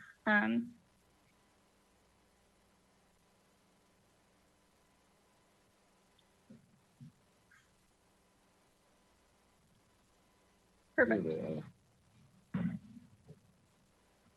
Good job, Timmy. All right. So let's see. There was a so it's continued indefinitely with the comments. One, the majority of the commission currently prefers option 2 to the east stair structure with study. 2, study widening the east exit stair structure. 3, study east elevation emergency exit door on page A202. And then, okay, 4, study the east stair structure on page A202 with options and a historic structure sites report analyzing the benefits of option 1 versus option 2, and which are consistent with the Secretary of Interior standards. 5, forward item 4 from previous motion. Forwarded item 4 from previous motion. The commission would like further information from the applicant as to how the current project aligns with the Secretary of Interior standards for each of the options discussed in the form of historic structure sites report phase 2. 6, study the west stair structure and the possibility of not continuing the 3rd floor roof and incorporating chamfers or other design elements to give it more artistry. 7, show a section to the building north to south, looking at the west stair structure. 8, study a hipped roof on the west stair structure. 9, show the neighboring buildings and how they are built to the proposed building for context. 10, show a scaled elevation of the State Street, including the Balboa building and the Paseo Nuevo tower to the right. 11, study integrating a weather vane. 12, study the use of roof structure and the possibility of potted trees. 13, show all mechanical equipment. 14, on the west stair structure, study wrapping the belly band molding around the west elevation and intersecting with the neighboring building. 15, the commission feels the project is ready for design approval. Action by House, second by Mahan, 8-0-0, jury was absent, the motion carried. All right, you're right, there were a few comments. Yeah, there were. And, all right, so Laura, I don't know if Jeff is on or unmuted, Jeff Hornbuckle, but if he could be, that would be great. I'm here if you can hear me. Okay, great, good. So. Jeff, are you able to turn on your webcam as well if you're going to be presenting? Thank you. Hi, Jeff. Okay, so I think what we should do, Timmy, if we could put up the plans, and actually what would be good is if we put up what Jeff sent earlier, which were the option 1 and 2, because that's sort of the first few pieces of the agenda here. I mean, the minutes.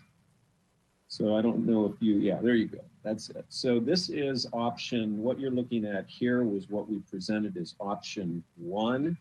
And then the next sheet is what we presented as option 2.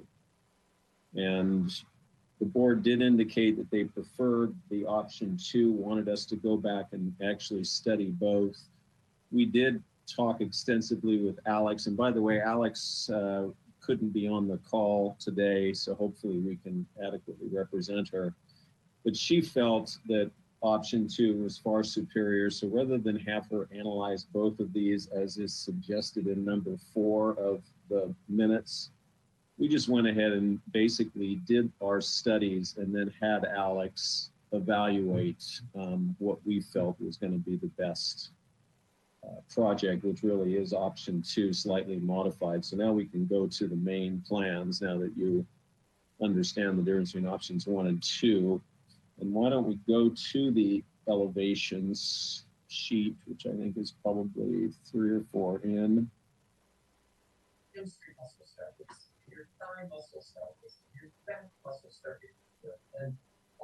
So that's the existing elevation. And then the next sheet is the proposed elevation. So we did study first, number 2, it said study widening the exit stair, the east exit stair, which we did slightly. I think we added about a foot to it and that felt right. We also stepped it back from that parapet edge, which you'll see in a forthcoming section. We also, if I can just, jumping up, it talked about, number 6 talked about the possibility of not continuing the 3rd floor roof, which if you recall in those options before we were extending the 3rd floor roof, it was sort of breaking up.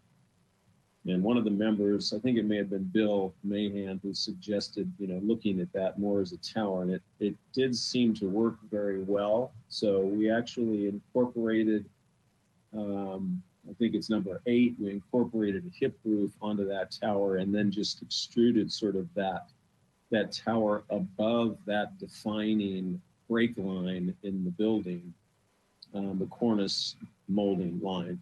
You can also see in this the requests about showing the scaled elevations of the adjoining buildings. It's a little hard to see right now, but this elevation does show those adjoining buildings. And then the next elevation, if we go to the State Street elevation, you can see the relationship of the Balboa building there on the left to our proposal.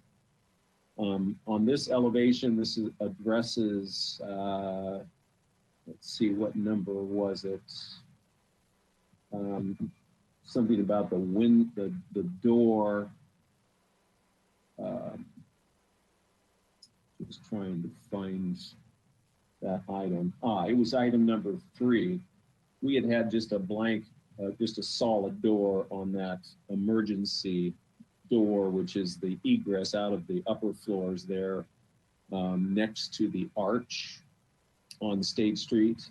And so that is now a glazed door to match the doors on the corner. If we go to the next sheet, here we respond to item 7. You can actually see below the section itself shows how that east stair is stepped back from the parapet termination. And then you can also see an elevation, as was requested, of that west stair looking from the north to the south. So we also did, you can see, I think the idea of doing a little weather vane on that east stair is a good one. So we do show that. We did not address comment number, if we go back to the roof plan, which is probably 2 sheets back, Tim. 3 sheets, yeah. So we've shown the mechanical equipment as was requested. We had a mechanical engineer do an initial analysis of the building and what we're going to need. So this is what we are anticipating. We're not at this time showing potted trees, but we think that it's a good idea and intends to develop that when we get into the design development.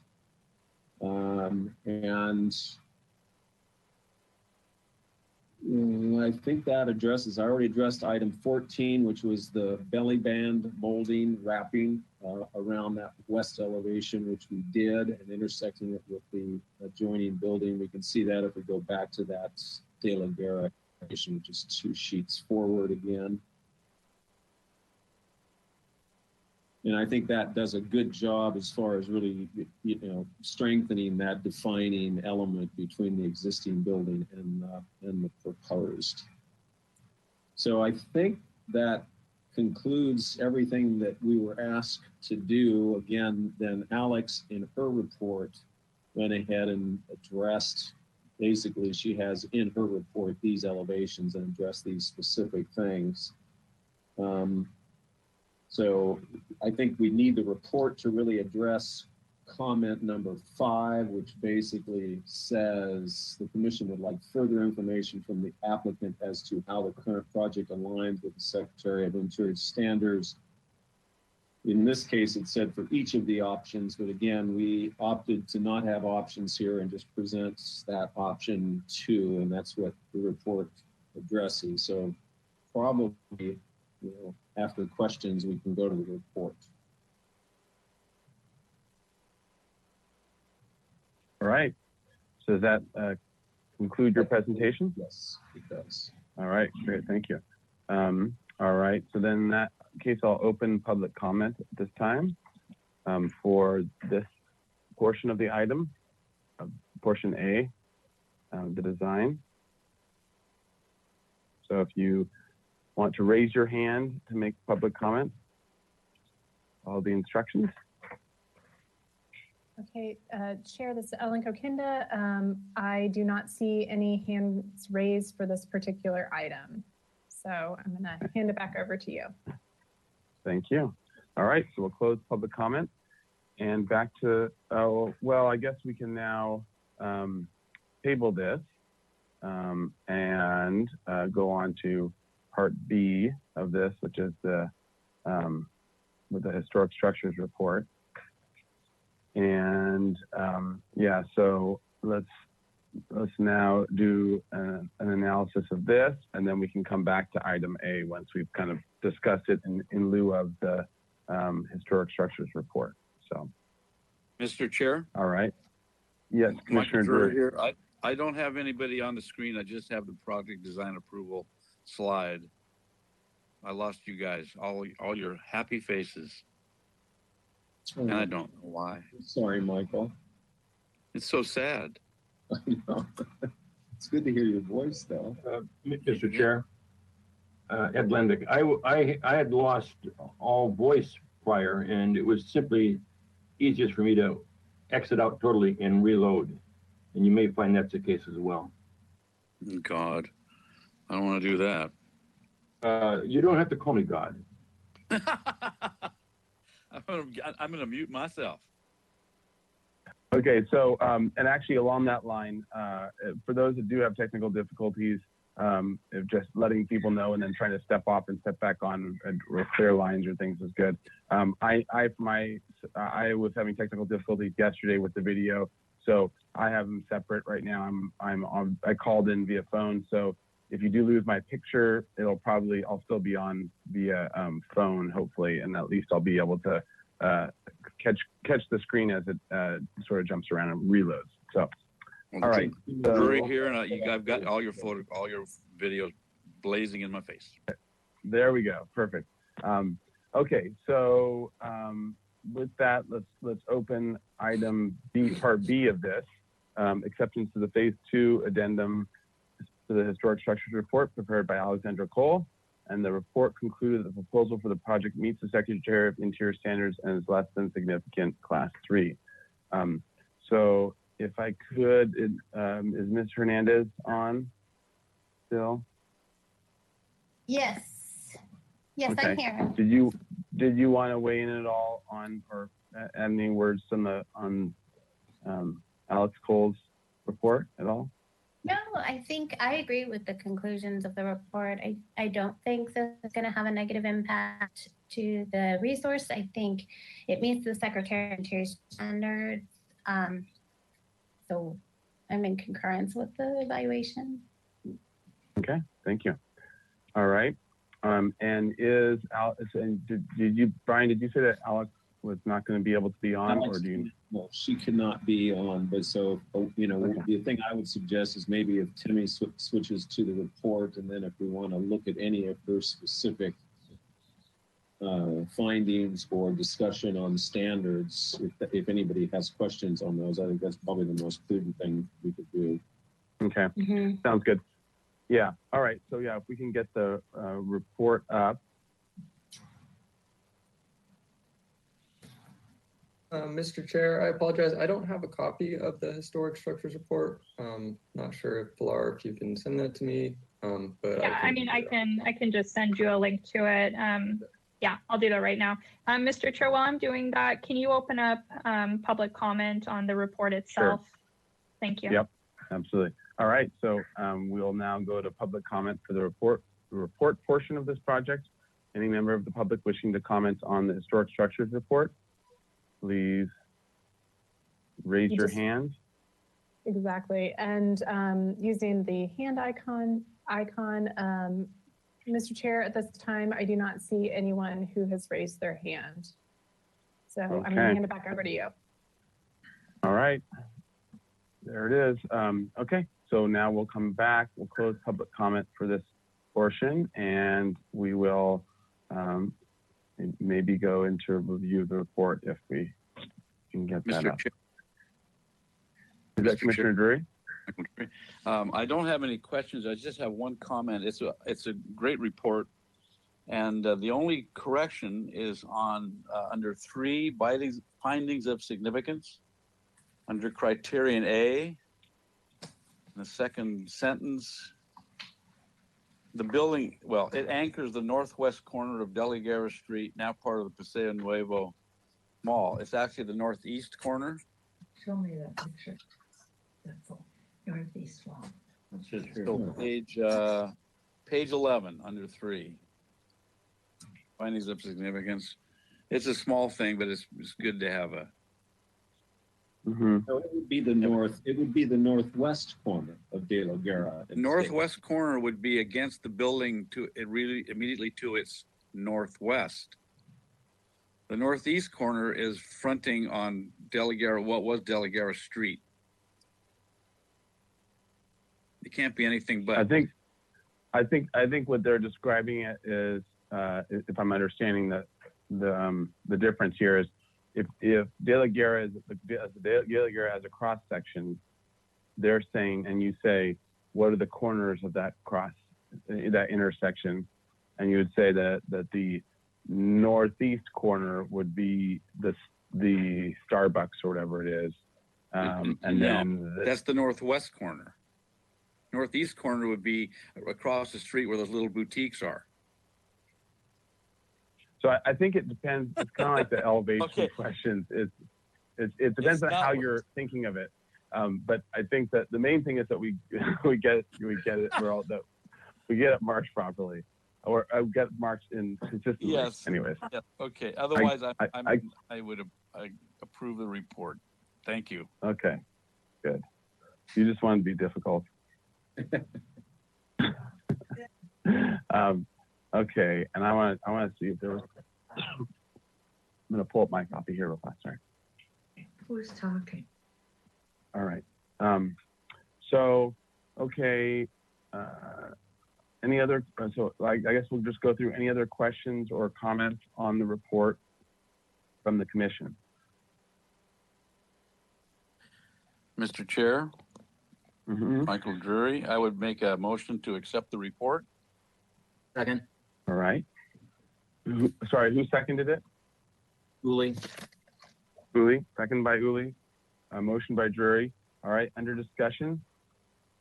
Discussions? All right, all those in favor? Aye. Aye. Oh, Mr. sorry, we Chair, gotta do a let roll me call. do that. Sorry. I went into autopilot, sorry. All right, I gotta go back, do the roll call. Thank you, Mr. Chair. Commissioner Uli, Aye. Commissioner Drury, Aye. Commissioner Lenvik, Aye. Commissioner Vena, Aye. Chair Grumbine, Aye. Sorry, I was muted. Commissioner House. Aye. Okay, that's unanimous acceptance of the report. Thank you. So we can move back All to right, great. item A portion. All right, so let's go back to item A now. And now for questions regarding the design. So do we have, the commissioners have any questions? Chair? Commissioner Drury. So I was not at the meeting, but I've seen the fantastic video starring Brian Cornell. I just have a question. I'm looking at those two great photographs of Give us a page. Page they're on. Page 4, La Tiendas 1925 and the Tiendas building in 1955.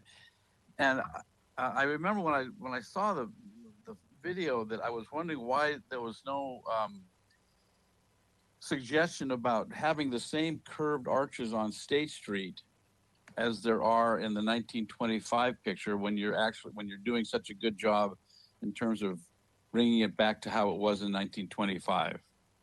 I guess that's directed at Mr. Cornell. Yeah, I mean, that is the intent. The problem that we have is that we can't do that for the next 5 years because of the lease that the building has with the tenant in that. Oh, that's right. That's right. Yeah. Yeah. It is the intention to do that when we can.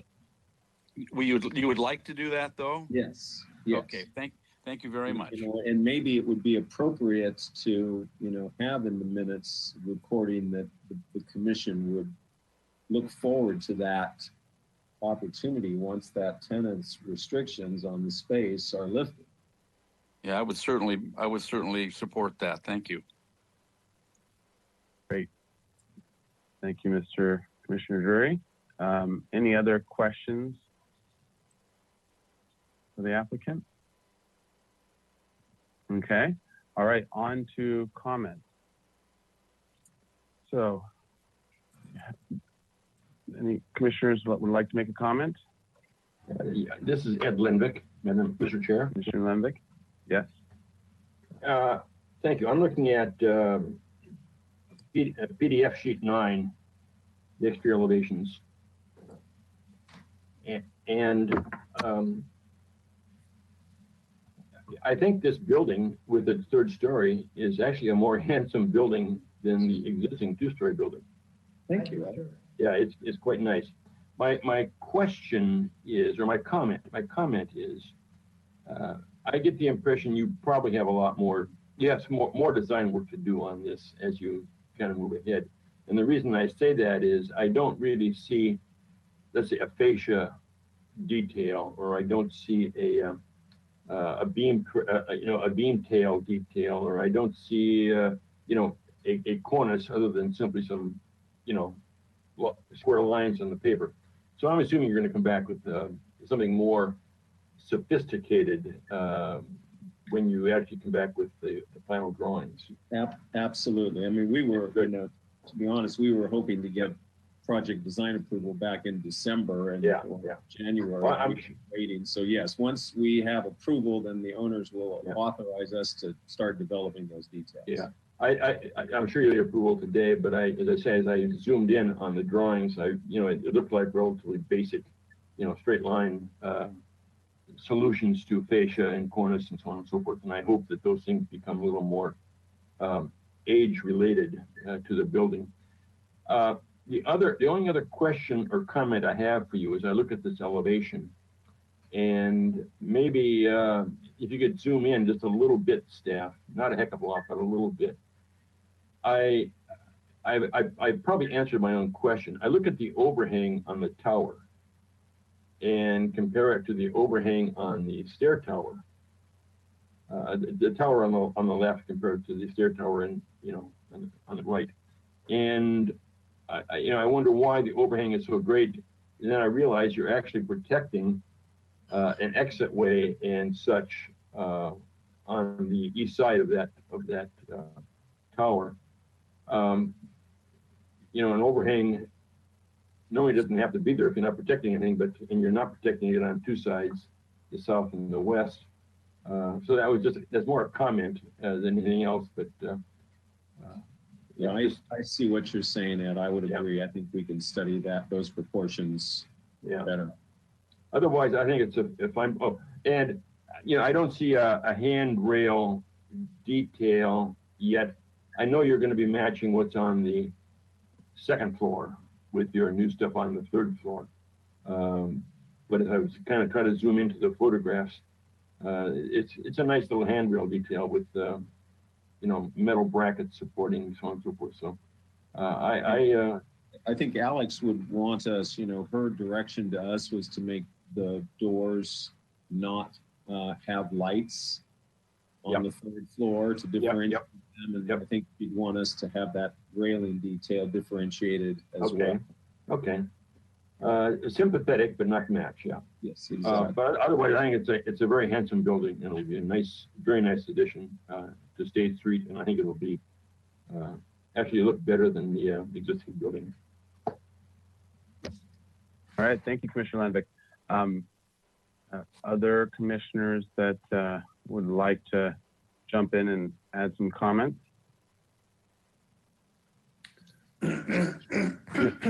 All right, Commissioner House. I was just going to observe, it's kind of ironic that in the 1925 earthquake, we lost the top floors of many buildings, and now we're adding them back on. Good one. All right. Mr. Chair, this is Lenvik. I would make a motion for approval, but I find I don't have the findings documents here to complete that. I must have missed putting them in my binder. So Mr. Chair, and then to Commissioner Lenvik, we do have some slides prepared. So as I said in the beginning of the presentation, in order to grant project design approval, you'll need to go through the project compatibility criteria. So Timmy, if you can first go to that slide, it should be towards the end of the PowerPoint. So this is on 2 slides. Then we'll have structure of merit findings, development plan approval findings, and the CEQA exemption. So we'll just go down the list. Okay, well, I will be prepared to make a motion for project design approval. But before you do, I do want to jump in, and I was wanting to let everyone else give their 2 cents on it. I agree with you on all the things that you mentioned, Commissioner Lenvik especially. But the only piece I still disagree with I think it can be done either way, and I would prefer that the upper story not have all single light. And to have no divisions in lights. I think that to have a simplified version of something, the difference between that and having that modern all single light configuration for the doors is, I think, detracts from the overall. So I think you could simplify it down. Maybe you don't have to be as fancy with your mullion profile or with your ironwork profile and make it sympathetic to it. But I think that the difference between no mullions and no mullions at all is just adding a layer of sort of inconsistency in it, and I think it detracts from it. The other pieces I agree that are actually a beneficial improvement in terms of aesthetically, but I think we're adding a layer of. I know it still meets the secretary. Both ways meet the Secretary of Interior standards and meet our guidelines, but I think that we tend to want them to look at a closer and more sympathetic than opposed. So I don't know if other commissioners feel similarly, but and I don't think that invalidates the report, because I think it could go either way. It could be approvable either way, because it is the new portion as well. So other thoughts on that? Mr. Chair, Commissioner House? I would concur with you on that. I think it looks kind of stark without any muntins. And that's muntins, not mullions. Potato, potato. I would agree with Commissioner Chair Grumbine and Commissioner House. I agree as well. So I would ask Commissioner Lenvik, I know you're about to make a motion, it sounds like. Would you be up for adding that into your motion? Yes, I'm good for that. Okay. So I'll be prepared to make, I'm prepared to make a motion to approve the projects, project design approval. Understanding that the applicant will come back in progress with refinement of details, including the third floor door, window configuration, fascias, cornices, and handrails, and other elements that will bring the building into sympathy with the period. And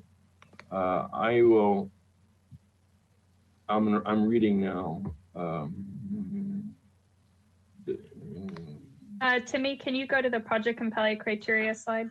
Yeah, this is the one I want to hear. Okay. So I find that the project is in compliance with the city charter and municipal code, consistency with design guidelines, and fully complies with applicable city charter and municipal code requirements. The project's design is consistent with design guidelines applicable to this area of the city. Two, is compatible with the architectural character of the city and the neighborhood, and is compatible with the desirable architectural qualities and characteristics which are distinctive of Santa Barbara.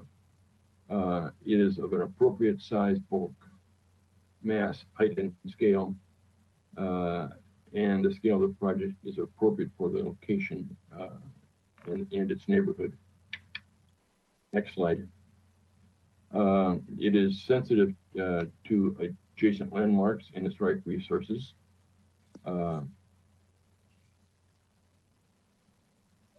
And it is, public views are not being obstructed by the project.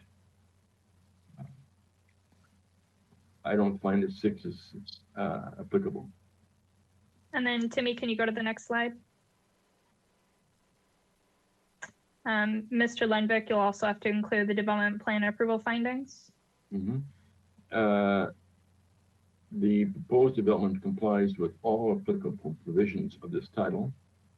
It is consistent with the principles of sound community planning.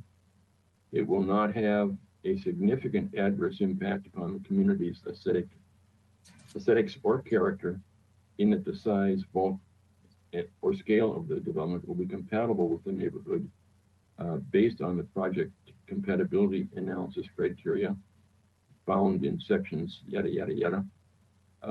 And the proposed development is consistent with policies of the city of Santa Barbara. Oh, man. Traffic management. I don't know that that's applicable to our approval. D. And then Timmy, can you go to the next slide?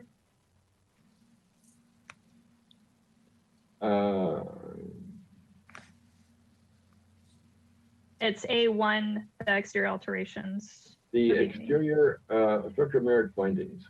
The exterior alterations are being made for the purposes of restoring the structural merit.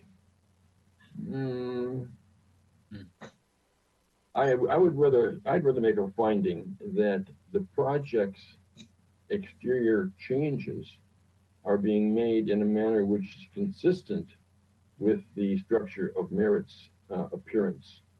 Yeah, there's the enhancement. And in order to substantially aid its preservation or enhancement as a historic resource. Period. And then So it's Timmy, one- can you go to the next slide? Thank you. One of the- And this is the last one, Commissioner Lenvick. You know, I don't get paid very much for this, you know. $1.38. CEQA. The commission finds that the project qualifies for an exemption from further environmental review under CEQA guidelines section 15183, based on the city staff analysis and CEQA certificate of determination on file for this project. Thank you. Second. Nice, easy one, Commissioner. You got me. Easy second. And All then, right. Mr. Chair, I need to go through the roll call. Yeah, I just want to make sure there's no other discussion. Mr. Chair, Yes, Commissioner, Vice Chair House. I can't turn on my webcam because it says the webcam limit was reached. I'll get out. Anyway, Well, there we go. yeah. In any event, if it's acceptable to the maker of the motion, perhaps we could add the comment that the commission looks forward to some point in the future where the remaining State Street elevation can be returned to its original configuration. I would include that in my motion. Yes. I Does the concur. seconder All right. okay? And does the second? Okay, that's okay with the seconder. All right. Any other comments, questions? All right. In that case, roll call. Thank you, Mr. Chair. Commissioner Uli, Yes. Commissioner Drury, Aye. Commissioner Lenvick,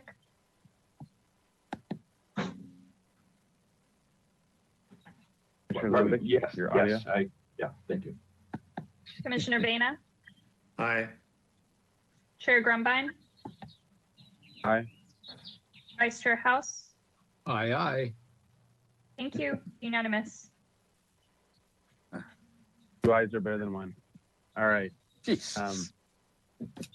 Okay, Good luck, so Rob. the motion carries unanimously. Thank you all. Congratulations. Thank you. Thank you. Congratulations on Appeal. The detail. Stay safe, Mr. Cornell. Thank you. Appreciate it.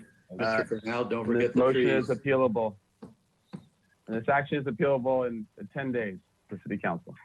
Don't forget the trees. See you. Right. Timmy, can you put on the Okay. appealable slide really quick? Thank you. All right.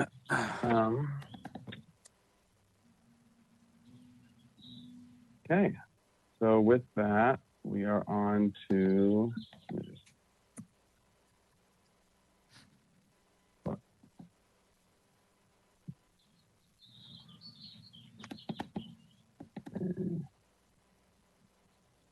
All right, item 5, 1221 Anacapa Street. Chair Sorry, Grumbine, I'm just want. Yes. Tifa Offspringer, Assistant City Attorney. Yeah. I just wanted to let you know that at the conclusion of this item, I'll be signing off the meeting. Okay. So then we can break all the Brown Act rules to on. Oh, Jesus. Kidding. You're so naughty. Just kidding. All right. So, so item 5, 1221 Anacapa Street. This is a new item for concept review. It's a, let's see, I'm just doing a time check here. We caught up a little bit. We're 20 minutes behind. We'll keep going. All right. So it's a proposal to construct a new 500 kilowatt solar photovoltaic system on the upper level of the city-owned Granada Garage located in El Pueblo Viejo Landmark District that will also function as a parking canopy. The superstructure on which the solar panels are mounted will have a minimum height of 46.5 feet above grade and a maximum height of 53 feet above grade, as the structure is built at a slight incline to maximize the energy generated by the PV system. The project also includes the removal of existing rooftop light poles and 13 small olive trees in pots to allow for the new solar photovoltaic canopy. Planning Commission review and approval is required to exceed the standard height limit of 45 feet in the commercial general high density residential priority housing overlay zone. All right. Okay, so welcome. Please state your name for the record. Introduce yourself.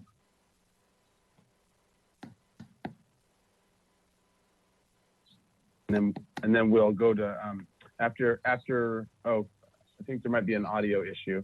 But once we get you all on, we'll then go to staff for comments and then you can do your presentation. I think we're still having audio issues. Can you hear me now? Yes. Yep, I just heard you now. Can you hear me now? Okay, perfect. Yep.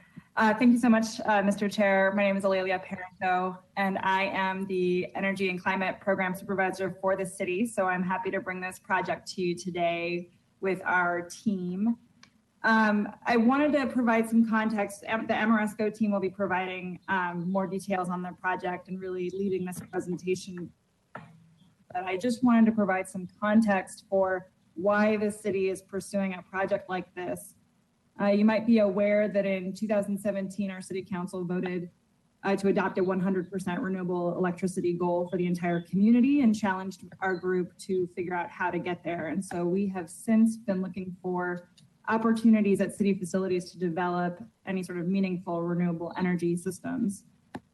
Because of a really unique billing configuration provided by Southern California Edison, this site is actually our best opportunity at any city facility. And that's because we are able to maximize the rooftop space and build a larger array than the building itself actually needs, but offset the electricity usage at adjacent buildings, such as the Central Library and the parking lot 7 down the street. So it really creates a better economic situation in terms of the project, and also just maximizes the resource. In addition to that, there's a few other ancillary benefits that come with this project, including covered parking for the roof of the garage, which is historically underutilized because it's so exposed. We are currently in the process of installing 30 electric vehicle charging stations on the roof of the garage, so it's a nice combination project, if you will. And in addition, it does provide some resiliency benefits. We're currently looking to leverage some state funds for battery energy storage systems to combine with this solar array to really provide a resilient energy backbone to the 911 call center that's located in this building. So we're really excited about this project as sort of a masthead project for the city. And we are trying to do all this while maintaining and matching the aesthetics of the El Pueblo Viejo and the building itself as much as possible. We understand that this is challenging given that it's solar panels, and there were no solar panels when the EPV was established, but we are doing a number of things such as trying to match colors with the framing, and we've adjusted the tilt of the panels so that they aren't as visible from vantage points such as the courthouse clock tower. So I'm going to hand it off to the Ameresco team, and they'll go into those details a bit further, but that's our context for you.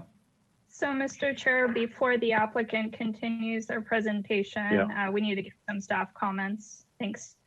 Just bouncing off of what Alelia was going into, I just wanted to let you know that this project is here to get the HLC's comments, yes, on the design, prior to Planning Commission reviewing the project for a additional height request. It is indicated in the project description and footer.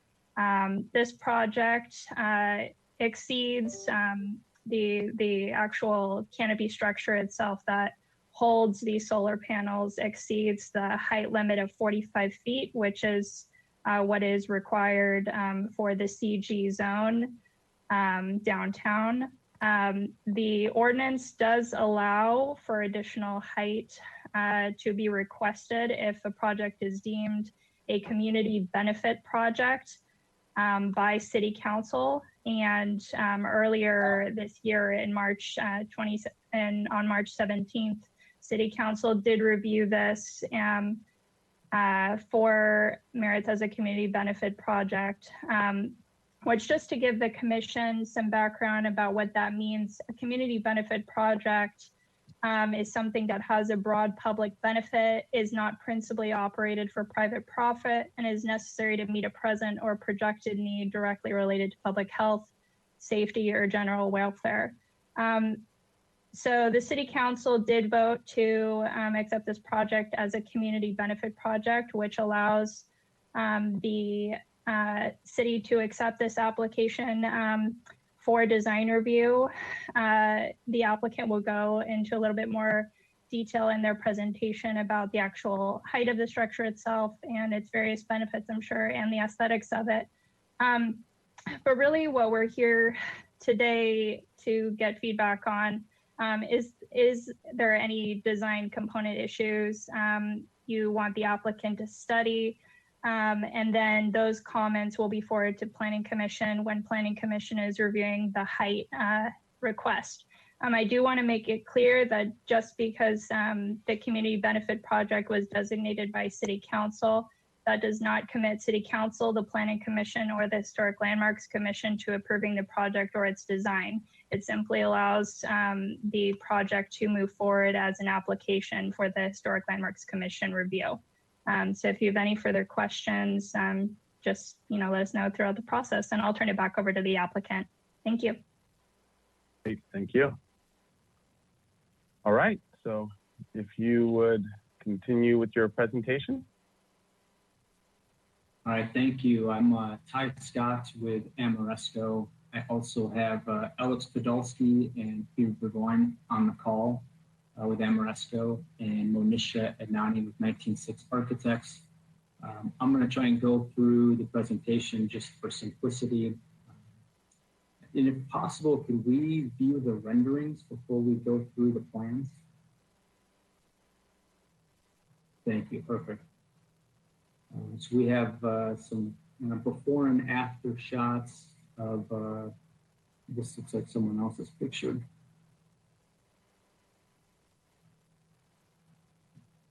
There we go. So we have some before and after shots. The bottom picture is a rendering of the project once complete. This is from Anapamu Street facing northwest. The light, darker brown color you see as part of the structure is the columns and the beams. That color is our best guess at what you might prefer, but that is something that we can change, so we're open to any feedback you have on that. And I want to note that as far as the exterior of the garage, this project would not affect that. So as you see it today, the exterior walls will remain the same.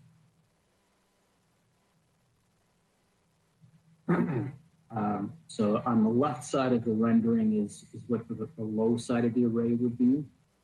As Amelia mentioned, there's a 3-degree tilt. So across the array from the low side to the high side is about a 6.5-foot gain. Want to go to the next rendering, please? This is Anapamu Street facing north.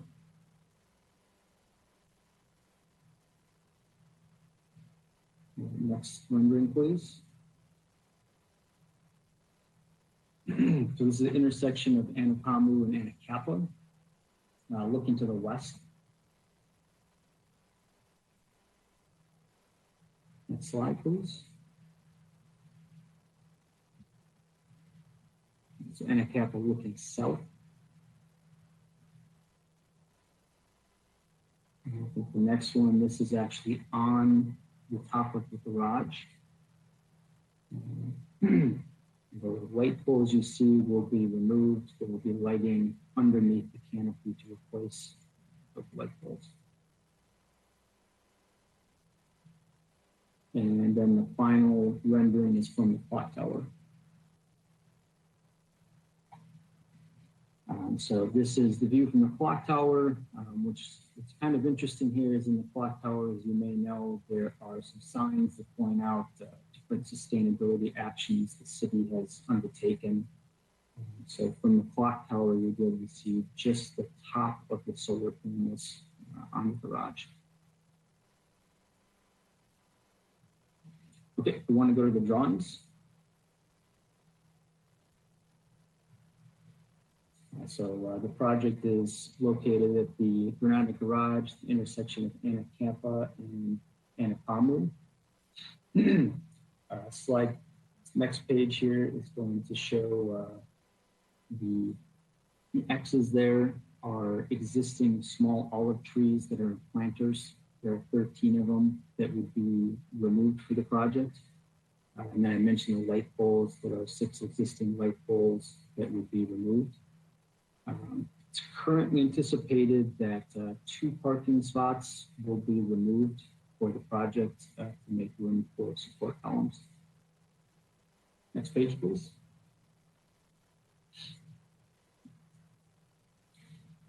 If you could zoom in just slightly, this is a bird's eye view.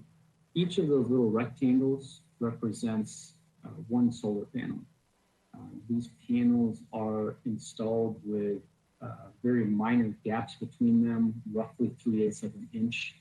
So it's going to look like a monoplane type structure. And the structure and the solar panels stay within the existing footprint of the parking garage. Next page, please. We can get into some of the elevations here. So if you want to zoom into that top elevation drawing.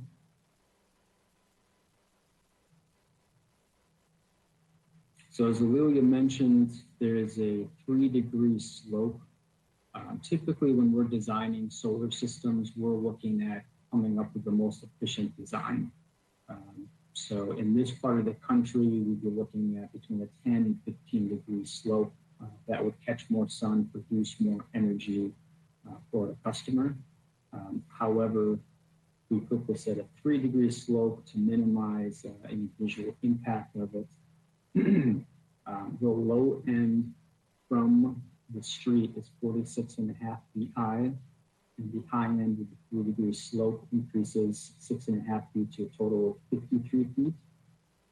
The tallest point of the parking garage now, you can see on the right side of this drawing, is 57 feet.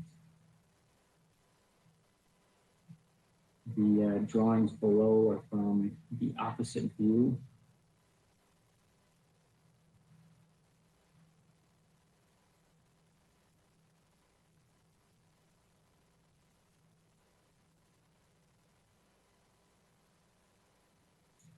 And the next page is I'm going to show elevations looking, the first drawing is looking south.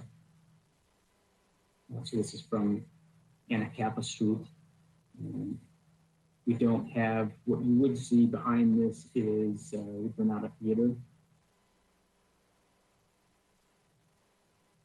And then the next drawing then is from the alley where you pull into the parking garage and you're looking to the north.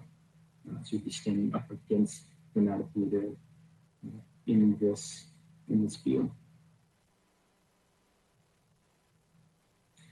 So that concludes the presentation that we've prepared. All right. Thank you. Okay, so now we will, if you're all done, we'll open public comment.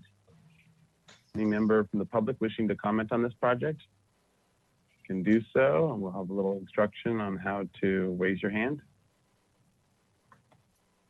Mr. Chair, it looks Virtually. like we have, right now, we have 2 people who've raised their hand. Mr. Rick Clausen will go first, and then Ms. Virginia Railing will go second. So when you're ready, I'm going to go ahead and unmute you, Mr. Clausen, and you will have 2 minutes to speak. Thank you very much. I noticed that this is at concept review, and so I can be as harsh as I want, and I understand that the applicants will take it well.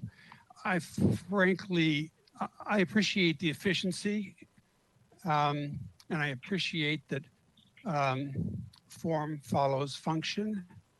But those things being said, this is just ugly, and I'm sure that there was a lot of attention given to the to the parapet wall, the crenellations, the whole articulation of the roof line of that structure, the parking structure when it was first built, and all of those things are obliterated by the project.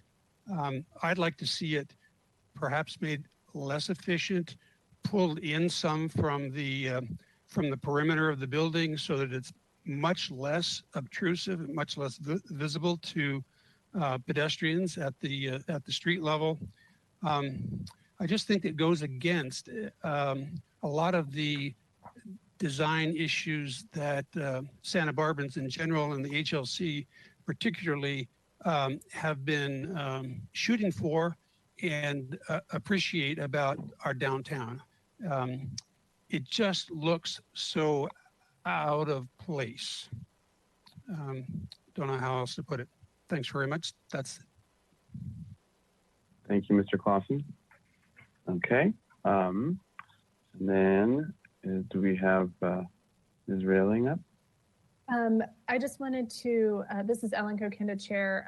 Ms. Railing, Ms. Railing sent us an email of a photo. I'm going to ask Timmy to pull that up.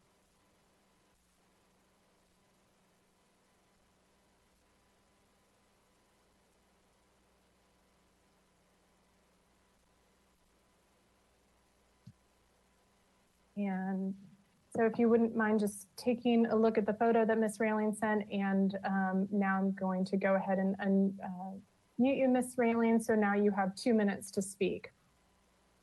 Hello, this is Virginia Railing, and I see the photo, and I just wanted to send in this photo also because the courthouse tower is closed.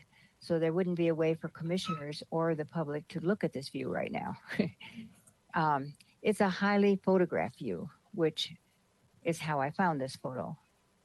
So I just wanted to suggest consideration of this view of the project. I do appreciate that the applicant addressed this issue just now. And thank you very much. Thank you. And Mr. Okay, Chair, those were the only two that raised their hand, so I'm going to turn it back over to you. All right, so we'll close public comment and back to the commission for questions. Commissioners with questions, please turn your video on and we'll go through.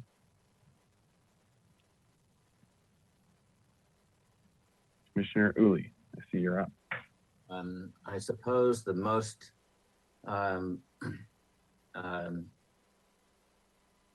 popular phrase is, "Can you hear me?" I'd like to understand what the capacity, maybe that's the wrong term, what the utilization of that parking structure is, because every time I've been in it, even on opera night, that parking garage is never full. And the exhibits presented by the applicant showing the 4 or 5 cars on the top deck are purely just because those people like to park on the top deck. There are surely available parking spots below. So given that, I'd like to understand what the utilization, so the applicant should bring it back if it comes back with some utilization of that parking structure. I agree, being the steward of the national landmark across the street, and I don't mean to be pejorative, it's just ugly. If the utilization of that parking structure is nowhere near 75%, then I think those panels ought to be mounted on the deck and not elevated above the deck. That way you can use the parapet to hide them and in essence, make the panels go away. I know the energy people are bent on applying solar panels on every open piece of square footage on the planet. And while it's good, I really don't think this is the location. Surely there is a site, city site location, that could be better utilized for this concentration of solar panels. Okay, thank you, Commissioner. Mr. Chair? Yes, Commissioner Drury. Yeah, I agree with Commissioner Uli. I've been up on that thing. I see maybe 3 cars. Perfect place to make a painting of the courthouse from, because there's nobody there. I would hope that would be explored. This is just a concept review. I would expect that would be explored, lowering the panels so that they are not showing above the parapet, or if showing above the parapet by 6 inches or so. For service, maybe you need them to be a little bit higher. Because as presented, it's not your fault. I mean, these are just photovoltaic panels in a giant frame, but it's really ugly. I'm sorry to say, may as well just get it out there. It's really ugly. I'd like to see something with more poetry. Thank you. Like wrought iron panels? Sorry. Yes. Okay, Commissioner House? Are we in comments now or still in questions? Yeah, actually, we drifted into comments. But let's try to get through questions first. I have no questions. All right. Commissioner Lenvik? Yes, I have comments at the appropriate time. I'm wondering, I mean, you mentioned battery storage. Are you assuming that's going to be something that's going to happen down the road on some other location within the building? Number one. And number two, have you decided on where all the equipment's going to go? I mean, you've got inverters, and you've got switch gear, and you've got, umpteen stuff. I mean, I've done solar panel systems before, and you've got to have some large space for it, and that'll either be on the roof with this stuff or someplace else as well. So, just have you thought about that yet, or is that still in the future? Commissioner Lenvik, I'll handle the first question and then pass it off to Ty for the second question. We are pursuing some funding for a battery storage system via a separate project, so it's not part of this proposal. It's a down the road initiative, but we would site it on this parcel in a yet to be determined location. Okay. The additional equipment, inverters, currently plan to have 8 inverters. They would be mounted to the columns under the solar panels. So they'd be on the parking deck on those columns. We have not completed a full electrical engineering interconnection diagram at this point. But I can say with this size system at 500 kW, it's unlikely that we would have to add to the existing switchgear. We should be able to tie in inside that switchgear. The utility is going to require an extra meter and a disconnect. So those would go in the utility room of the parking garage. Thank you. All right. Any other questions, Commissioner Vena?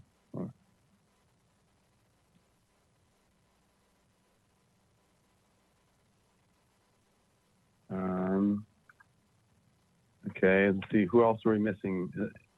Any other questions from any other commissioners? Oh, I thought I heard something, but maybe not. I guess I would ask a question as well of the height and the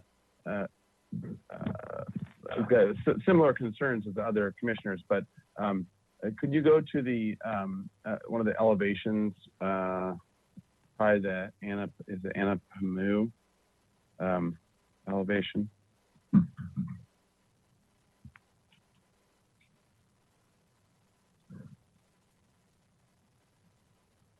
Yeah, there we go. So were other considerations in terms of, this is one big long slope, which is obviously the most efficient way of building a structure like this, but even things like separating it into 2 or 3 sections where you start back at the low level again each time.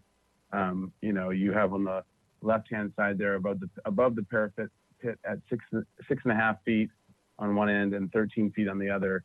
Did you study looking at doing them in, say, 1, 2, 3, 4 sections of each one starting at around, you know, 7 feet and going up to, you know, 8 feet or 9 feet and then restarting back down at 7 feet going up in that manner? Or was this just a quick look at the overall simplest way of covering the roof? We did look at kind of a more traditional carport type install, which I think is what you're talking about, where they'd be staggered. The reason we had ruled that out at this point is that the southern carport row would create shade, and so we have to back up the next row so that it's unshaded. So it's possible, but the size of the system is then smaller. So Gotcha. as far as Okay. That makes sense. Okay, so that was it for my questions. All right, any other questions? Mr. Chair, Uli? what is the sweet spot of this system? And how close is the concentration of these panels to that sweet spot in your design? The sweet spot I'm defining by, okay, if we want to make if we want to make the parking structure net zero, how many panels will it take? But in your presentation, you said you've got enough energy to support the library and the parking structure down the street.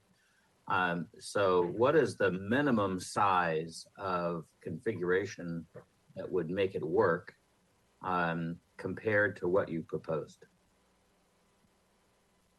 the energy use of the garage is pretty small. This project is unique in that it utilizes a couple of utility programs so that we can offset some of the other meters, such as the library. When we talk about the sweet spot in solar, their economies of scale is very powerful. There's a lot of fixed costs. So the more solar panels we can do, the more cost effective it is for the customer. So, sweet spot for the city is more we could do, the better the return is for the city. And this design is maximizing the footprint of the garage. So in other words, if we go smaller, we still have the same fixed costs. The benefits are not great for the city, and at a certain point, there may be no benefit. All right. Did that answer your question, Commissioner Early? It illustrated it. Yeah, okay. All right, any other questions before we go on to comments? All right, so this is just, we're being asked to comment on the design. And Pilar, if you could clarify as well. So we're sending comments to the Planning Commissioner for the regarding this design, or is this comments back to the applicant only, or how should this be structured? So, Mr. Chair, ultimately it is this commission's discretion. What I wanted to say really is the next step for this project would be to go to Planning Commission for the height request that they're asking for, which is, I think it's, as it's shown on the plans, they're over 45 feet. So anything above 45 feet would be included in Planning Commission's review of the height request. That is the only thing that they would be looking at. The HLC is the approving body for the design. Okay. So it's up to the commission if you want to continue this to Planning Commission for the height exception. I do want to know, if you are continuing it to Planning Commission, you will need to include the project compatibility criteria. I do want to say, when you're reading it, you don't have to read it verbatim. Timmy, if you could actually go back to the project compelling criteria slide, just so I can explain it a little bit better. Thank you. So, you know, it says compliance with city charter, compatible with architectural character. And these are all done in a question format. So if you are continuing it to planning commission and you do not necessarily think that it is meeting one of those, you can phrase it in whatever manner you want. That yes, it does comply because it is using superior architectural elements, things like that. While planning commission won't be, like I said, approving the design, you know, I think they would be interested to know the historic landmarks impression about the project as it's currently presented while they're considering the height request. Once planning commission takes action on the height request, it would then come back to the historic landmarks commission for an approval on the design. So the question to your board is, would you want this to return for an additional concept review with the applicant to study design alternatives, or would you want to just provide the applicant with comments with the understanding that they are going to have to eventually come back to the commission for a decision at a later date? So,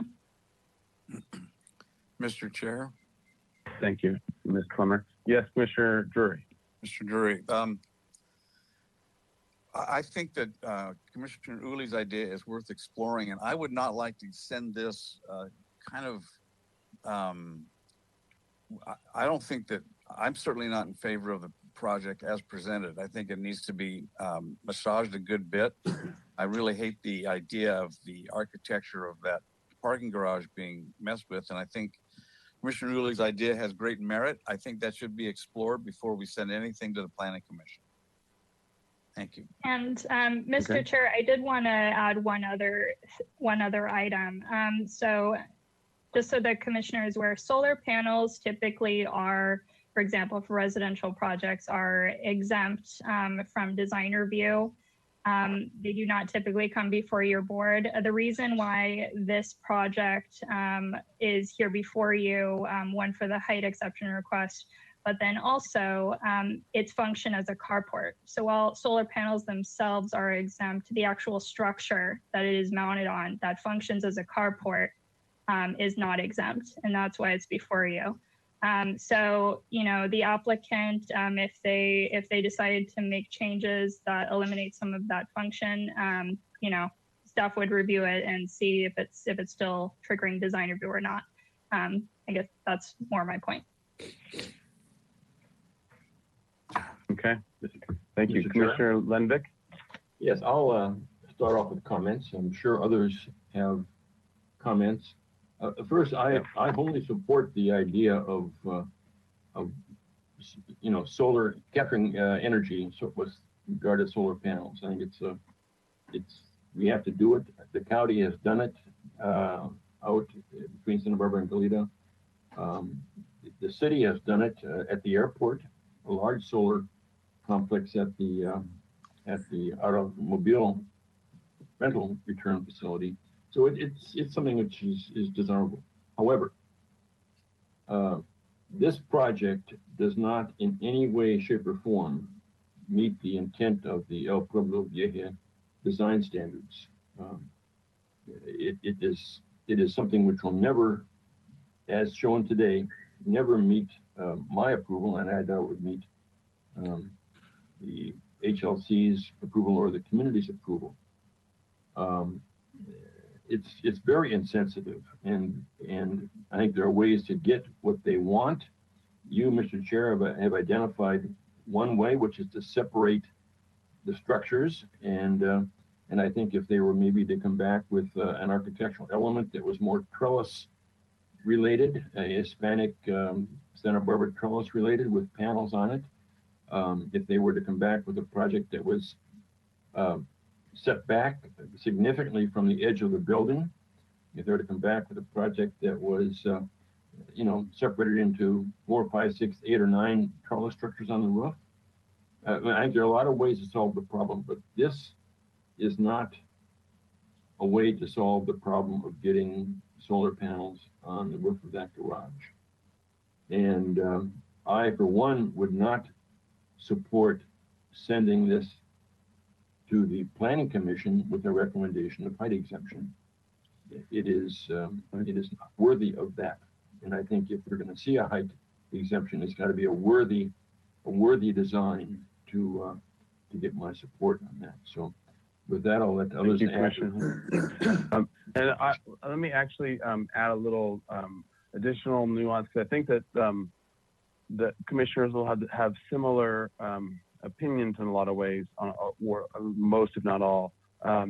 And if you could also weigh in, because I think there are also a couple of issues. One is viewability from the street, and the other is viewability from the tower, from the courthouse tower. And I think that depending on how a design is laid out, you might be able to achieve one visibility or invisibility, but not another. And I think that as well it will be helpful for commissioners to weigh in on their thoughts on those two vantage points as well.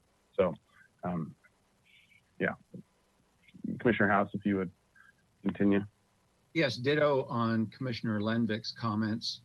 And I was on the Historic Landmarks Commission when we reviewed and approved the Granada Garage. And believe me, there was a lot of review meetings with great concern because of the county courthouse, which is a national landmark and a state landmark and a city landmark. And so it was crucial that this parking garage be sympathetic to this very important iconic building in Santa Barbara, known across the country. So I am sorry to tell you, but this proposal is an absolute non-starter. You know, and you say you tried to minimize the impact. I don't know in what way that's accomplished from a vantage point.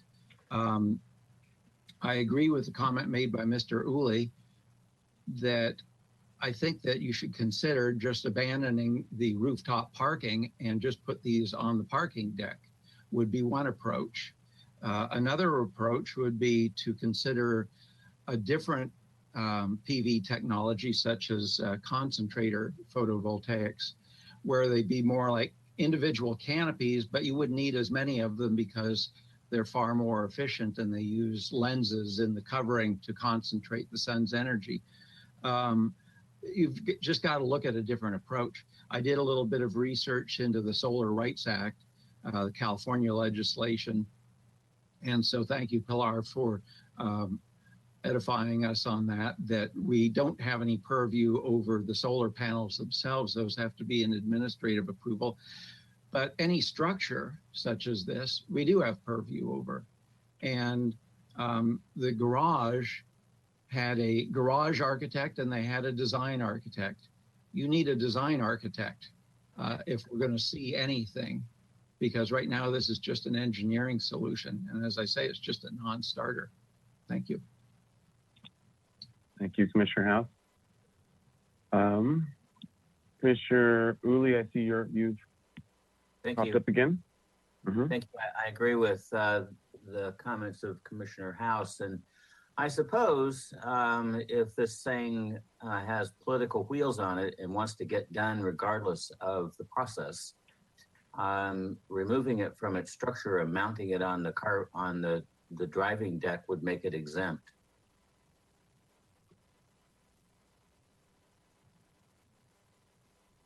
Okay.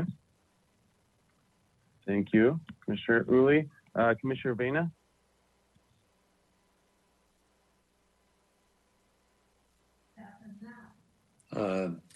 Well, all the comments have been made. It just seems a shame because it doesn't meet any of the criteria for design in any way, shape, or form. As Steve said, it's an engineering design, and so it shows. But it reminds me of Seattle trying to screen out I-5 as it goes through town, and here we're building one. Now, how to screen it, I don't know, but the approach they've taken is he leaves an awful lot to be desired. And I don't have any trees that I could cover it with in addition to that. Thank you. Thank you, Commissioner Vena. Okay, who are we missing? Commissioner Uli, go ahead. Have to, on Commissioner Vena's comment, I just have to offer a quote from Frank Lloyd Wright, who said that a doctor can bury his mistakes, but an architect can only advise that a landscape architect be hired. but we can't even advise that for them because it'll block the photo of the PVs. Okay, so who haven't we heard from? We missing any commissioners? Speak now. Okay, and then I'll put my 2 cents in. I agree with all the comments that have been made, and I think that Commissioner House actually probably had hit it on the head the most by saying that there's engineering solution, and then there's the design that needs to be to sort of get it all to work and look good. And I think that's probably your best bet. There might be an easy solution like no parking up top and putting it all in that way and hiding it from with the parapet, and that could be a great solution. But it might or if you're going to go the design route, I would be hesitant to just try those solutions that we said, like making things smaller or making things not as tall. So I think that it really does need someone that knows design-wise what they're doing to try to get it to be truly hidden and still maximize the amount of solar panels that you can fit on there. So I think to summarize, we're going to want a motion to go and actually let me at this point open it to the applicant to ask if there's any additional feedback or any additional direction that you want from the board in terms of, or to the commission. I think we can go back to the drawing board and take some of your advice and some of your thoughts and see what we can come up with. Thank you. Okay. Mr. Chair? Absolutely. Michael Okay, Drury. Commissioner Drury. I'll make a motion for an indefinite continuance to come back to the full commission, not to the planning commission yet. Second. And then Mr. Chair, and then to Commissioner Drury, since you're the motion maker, I know all the commission gave reasons. Can you just do a quick summary for the formal motion for the record? Yes, I think the quick summary would be that it is part of an engineering solution, not a design solution. It does not fit the structure that is being placed on. It is contrary to everything that Historic Landmarks Commission stands for in terms of protecting El Pueblo Viejo and its proximity to the courthouse, which is a national, state, and city historic structure. Mr. Chair. And Commissioner House. And if we could perhaps add that we could not make the project compatibility findings. And we cannot make the project compatibility findings, yeah.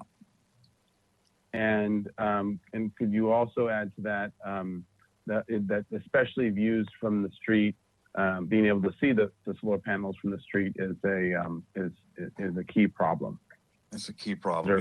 There might be a lot of different ways of solving it, but that's one of the main problems is the visualization of them from the street. Yep. I agree with that as the Okay, second. and is the second of the motion? Okay, Commissioner Uli.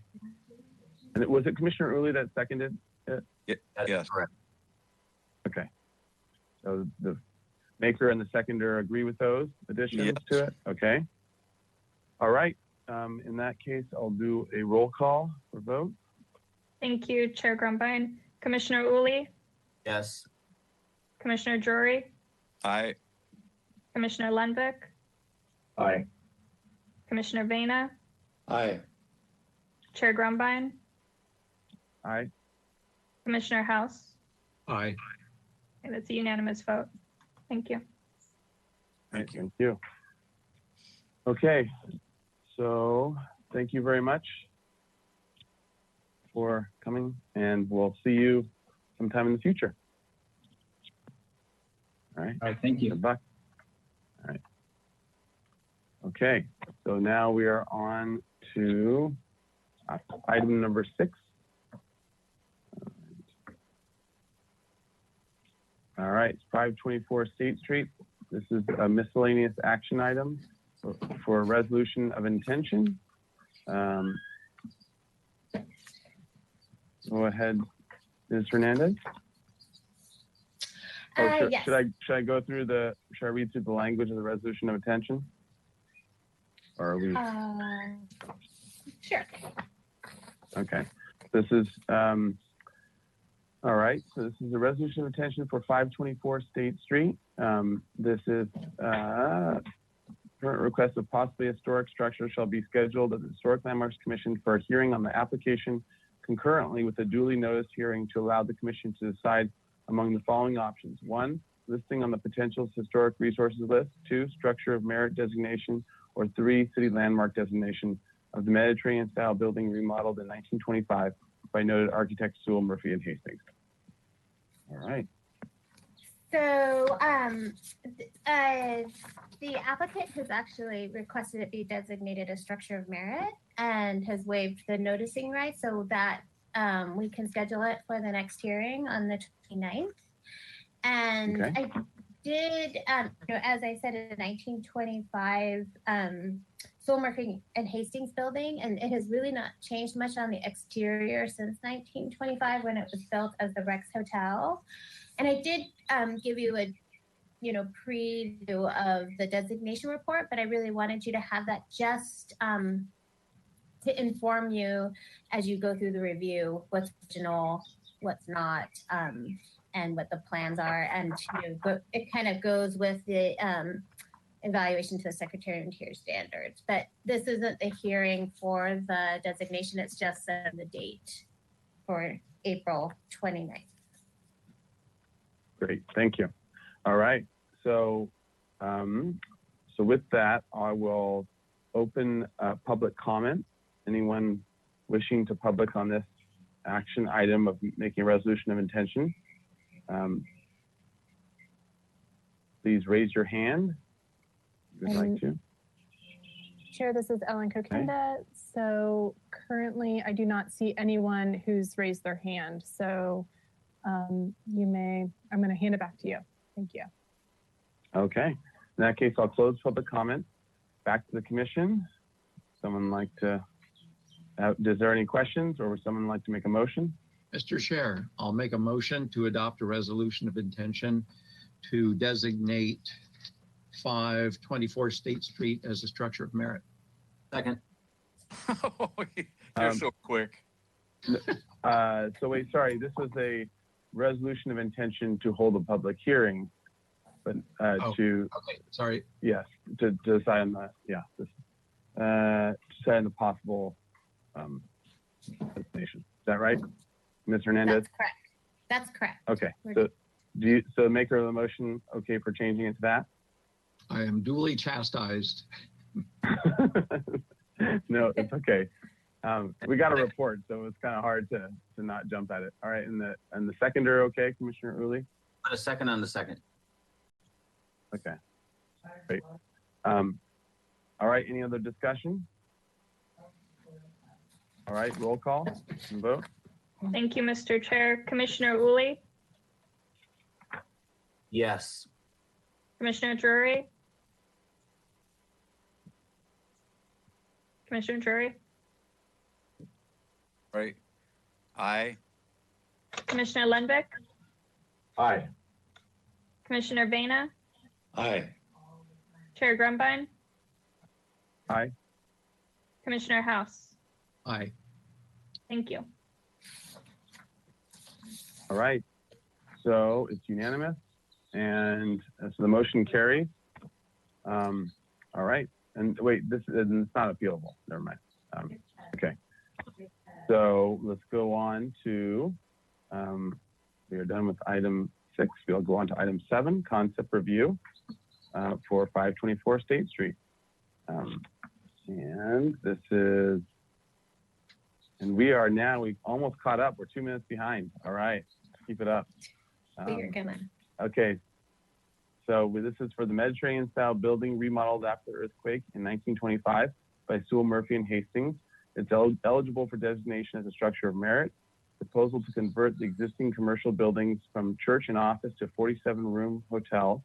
The project includes a 401 square foot ground floor addition, 446 square foot second floor addition, and a 1,557 square foot third floor addition. The proposal includes a new elevator shaft and stair at the rear of the building and removal of a cork oak and palm tree at the rear of the property. Development plan approval findings are required for the construction of a new commercial floor area. This is for concept review. No final appealable decision will be at this hearing. And then part B is requesting acceptance of a staff memorandum that the proposed project meets the Secretary of Interior standards of rehabilitation. So those are part A and B. All right. Mr. Chair, we have some general staff comments. I'll make some staff comments. I'm going to introduce Robert Dostalek. He's the case planner for the project. And then Ms. Hernandez also, I believe, has some comments. So this project is before you today for conceptual review. It is its first review before this commission. So like it says in the footer, there's no appealable decision as far as the project goes. You're here today to comment on the aesthetics being proposed, and then at a later point, once the commission determines it's ready for project design approval, the applicant will submit for our application completeness process and go through that, be deemed complete so that it can be scheduled for project design approval. Mr. Dostalek, who can tell you a little bit more information about the project, did prepare a memo analyzing DPA and development plan approval findings. And I just wanted to let the commission know that is specific for project design approval. You are not making those findings today, but it is beneficial to be aware you'll have to make those for the new non-residential square footage being proposed. And I'll turn it over to Robert. Thank you. Okay, thank you, Ms. Palmer. Thank you, and good afternoon, Chair Grumbine and Commissioners. I'm Robert Dostalek, Associate Planner, and we just wanted to provide a little background and explain the HLC's role for this project, as Pilar touched on already. This project went through the voluntary PRT process with the Development Review Division this past fall, which is basically a pre-application review of projects where the applicant receives comments from planning, transportation, building and safety, creeks, environmental services, and public works, basically the land development team. And the applicant was particularly interested, among other things, in exploring various aspects related to the building code and the different levels of planning review while they are contemplating their final design. And since the PRT, the applicant has returned with the design that is before you today. And since the proposed new non-residential additions to the building are greater than 1,000 square feet, but less than 3,000 square feet, approval of a development plan is required, and the decision maker will be the HLC. And as noted, a summary of this process and required findings was provided to the commissioners in the staff memo dated April 10th, 2020, that was distributed. And I believe I think you have some familiarity with the development plan findings. I believe the development plan component for this project will be similar to the project we reviewed earlier today at 801 State Street. And just a final note, as Pilar mentioned, is to remind the HLC that you are not taking action on the project today and do not need to make the development plan findings until the application is deemed complete and the project is scheduled for project design approval. And that is all from planning staff, and thank you. And I'll be here for questions. Thank you. All right. Okay, so with that, why don't we now turn to the applicant and look to their presentation.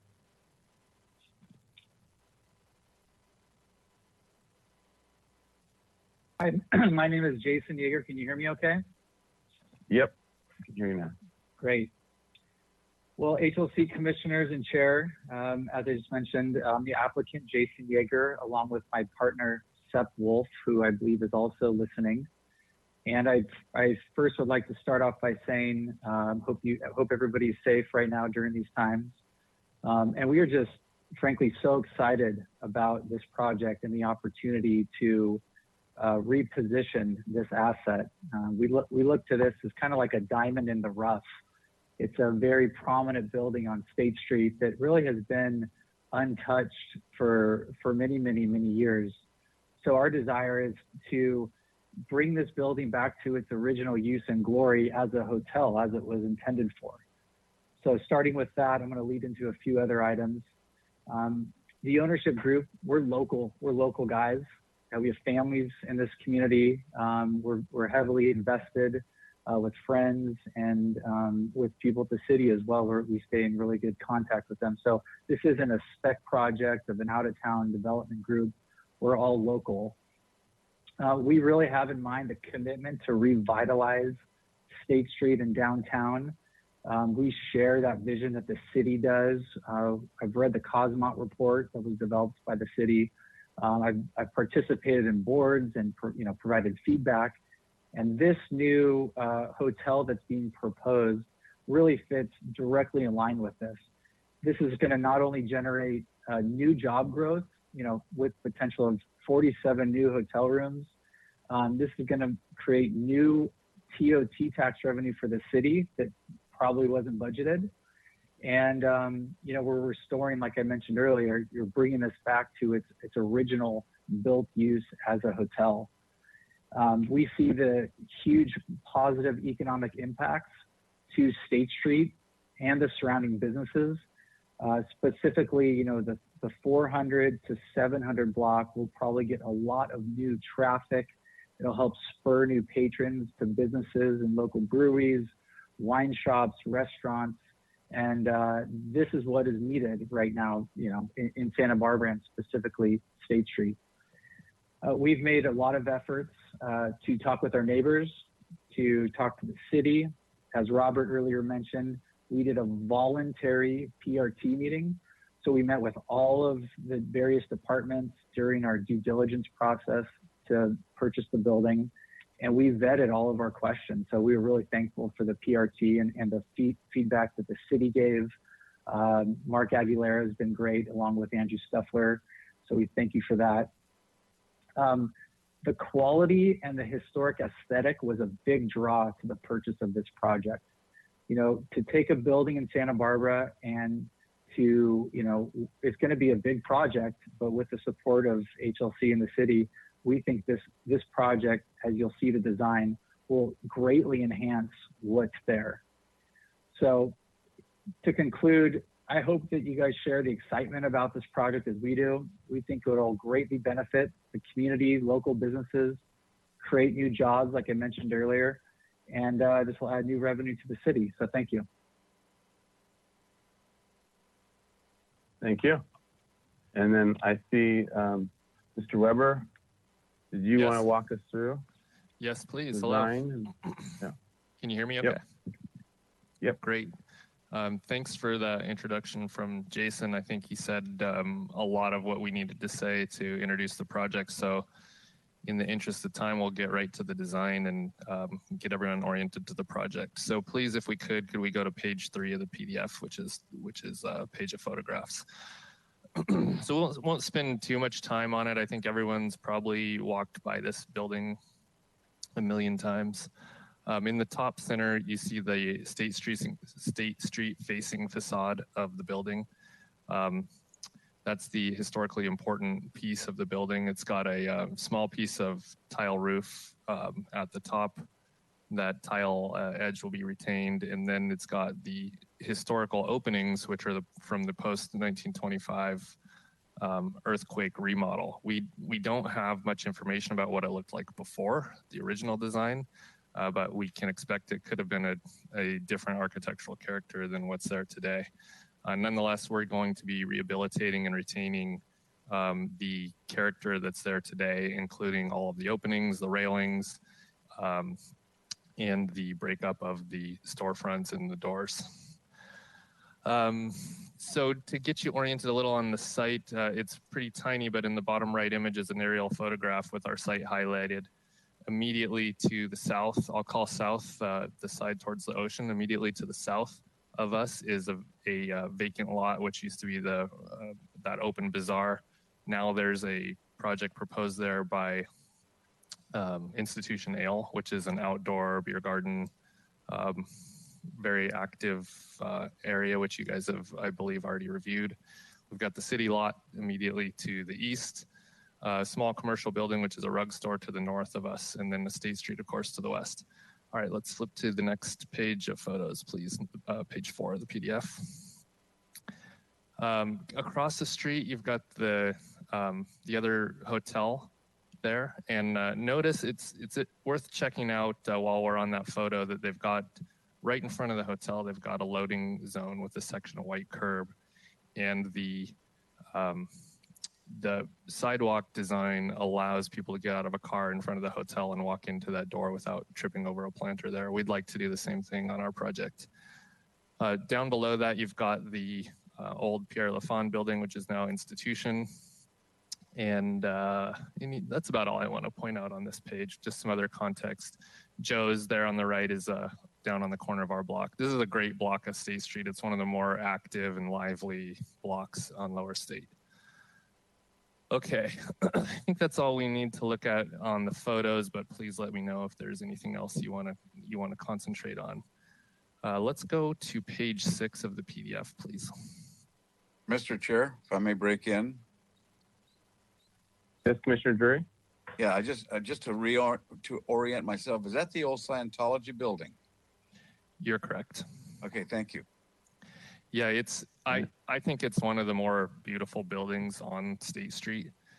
It's got a great facade, and it's been Church of Scientology's had it for several decades, so unfortunately it hasn't gotten a lot of people in Santa Barbara haven't gotten to experience it. I think this is going to be a great way to get people to interact with a beautiful historic building. Thank you. The main thing I want to focus on this is the existing site conditions. I want to focus on the rear of the building.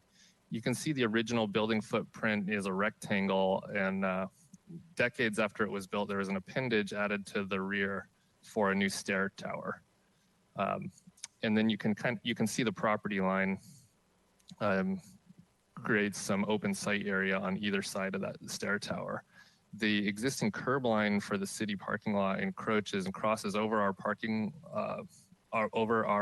line, and the path of travel for pedestrians crosses our property. So I'm going to show you on the proposed site plan what we're going to modify there. Okay, let's go ahead to the next page, please. We've got a site plan showing the relationship to the adjacent building footprints. And then we'll just skip right next to the next page, which is page 8, which is just an enlarged view of the same site plan.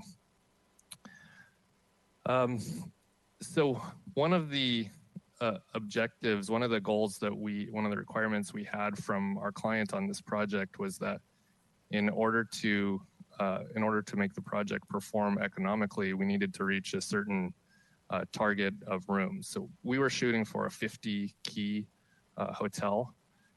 Due to the size constraints of the building, we weren't quite able to get there. We got to a 47-key hotel, which is pretty good. But we needed to add some new volume to the building in order to get the room count to where it needed to be. So in order to do that, as well as to facilitate the back of house functions and egress requirements, we proposed to fill in some new building mass in those 2 corners of the lot at the back.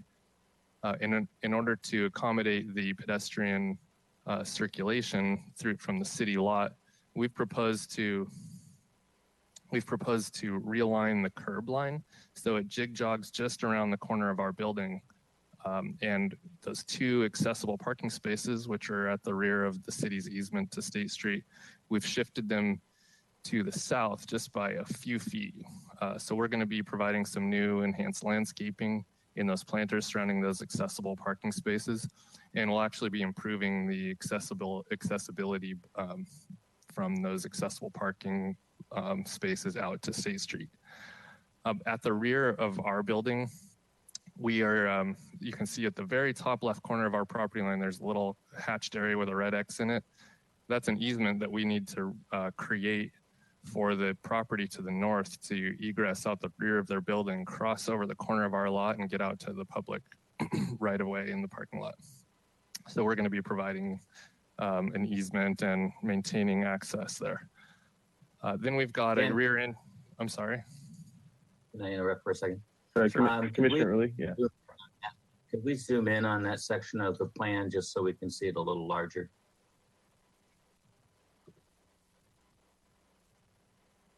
Thanks. Okay. Yeah, please feel free to interrupt me if you've got any questions. So you can see dashed here the existing curb line and our proposed curb line. We anticipate that since our property doesn't have any parking, a lot of the guests are going to park in the rear parking lot for either for their overnight parking or as they arrive and they get oriented to unload and check in, and parking could potentially be provided off-site by the operator.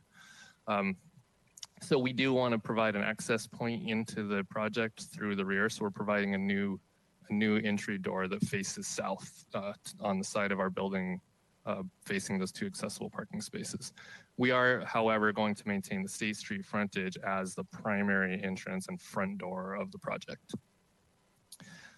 If you could pan down, please, to on this same page to the State Street frontage. The only things I want to point out here, we're right up to the lot line. We're not changing the facade or any of the opening locations on State Street. But if you look along the curb on State Street, there's 3 planter areas there. We can flip back to the photos if we need to, but the left one, which has a diagonal line through the middle of it, is a tree that exists now, and it's in a tree grate. Then there's a middle one, which is has an arched top. That's a planter that has some low plantings that are about 3 to 3.5 feet tall. Right, those align right in front of our front door. And then on the right, there's another planter that's a tree grate with a diagonal line through it. That's a planter that's missing its tree. So what we would like to do here is that we would like to remove that planter in the middle with the arch top in it, so that people can get out of the loading zone, which already exists. That the curb bulb, the bulb out, it dips in right in front of our door. So there's already a taxi zone right in front of our project. And we'd like to fill that in with paving so that we have a more accessible and safe spot for people to get out of their vehicles and go into the front door of the project. And then we'd like to work with the city staff on providing a new tree in that planter that is missing the tree. We've got a couple other very little site area. We're lot line to lot line, but we do have a couple little places in the public right of way at the rear of the building where we can find some pockets for landscaping. And then we've got some places on the roof deck level where we'd like to show some landscaping, but we know that landscape is really important. So we'd like the commission's input on what the best way is to provide landscaping, and specifically what you'd like to see happen along the State Street frontage with the trees and planters. Okay, let's go ahead to page 9 of the PDF, which is the first floor plan. We've got the existing condition on the left side of the page, which is it's a floor plate which has very high ceilings, 14 to 15 feet, and right now it's divided up into a bunch of offices. On the right half of the page is our proposed floor plan. So I'll start at the front of the building. We've got 3 very nice entry points onto the State Street from the State Street frontage, and we want to maintain and activate all 3 of those frontages. So traditionally, historically, the middle opening, which is the most important opening, was the front door of the hotel. So we're going to keep it that way. You come right down the middle, and we've off to the right at the back, we've got a reception desk.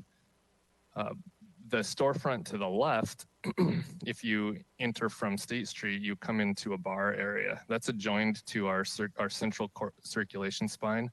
So that bar will be open to the public. We'd love to have that be a really cool local spot.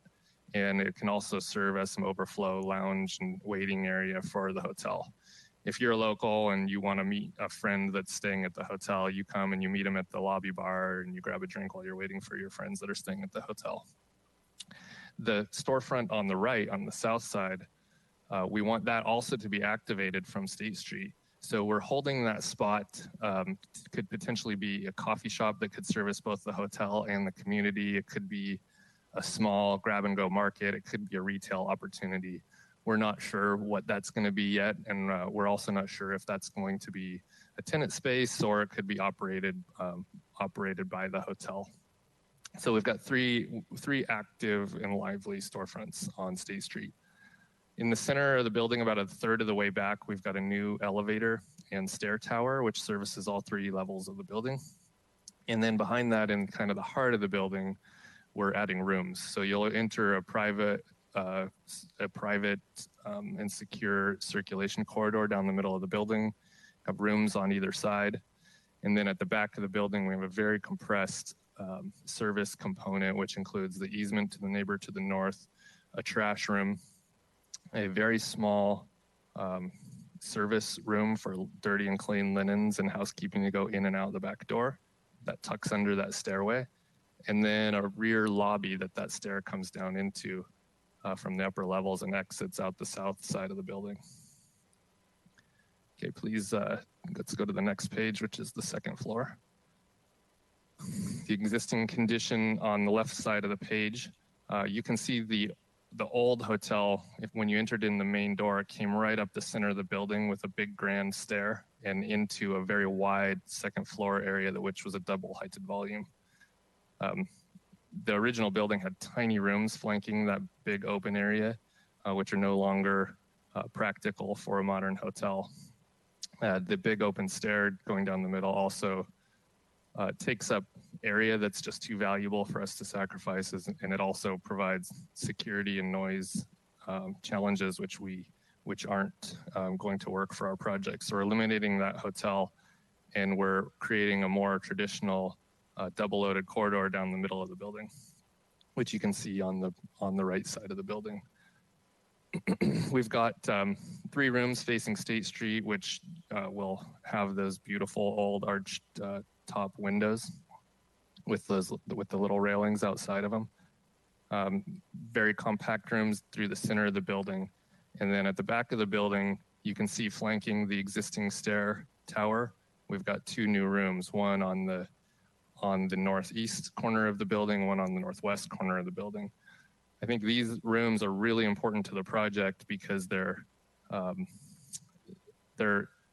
2 of the rooms which will have the best windows. We are unfortunately burdened by the existing windows that are on the north and south sides of the building. They're right on the property line, so we're only able to retain those windows by utilizing the historic building code. But we can add the new rooms that we have on the parking lot side of the building. We're going to have more generous windows, and I think those are going to have some very nice views out over the parking lot to the Riviera. Okay, let's go to the next page, please. Thank you. The 3rd floor of the building, you can see in the existing condition on the left-hand side of the page, some very small rooms that look down into the double-heighted volume. And then at about a third of the way back the lot from State Street, that's where the 3-story portion of the building ends, and the State Street half is a 2-story portion of the building. On the right side of the page, you can see we're adding a new addition south of that line on top of the 2-story element. So immediately west of the new stair and elevator tower, you can see we've added 2 new rooms, both for aesthetic reasons and for building code related reasons. We've stepped that addition in on all 3 sides of the building. We need to come in a distance from the property lines to have new openings.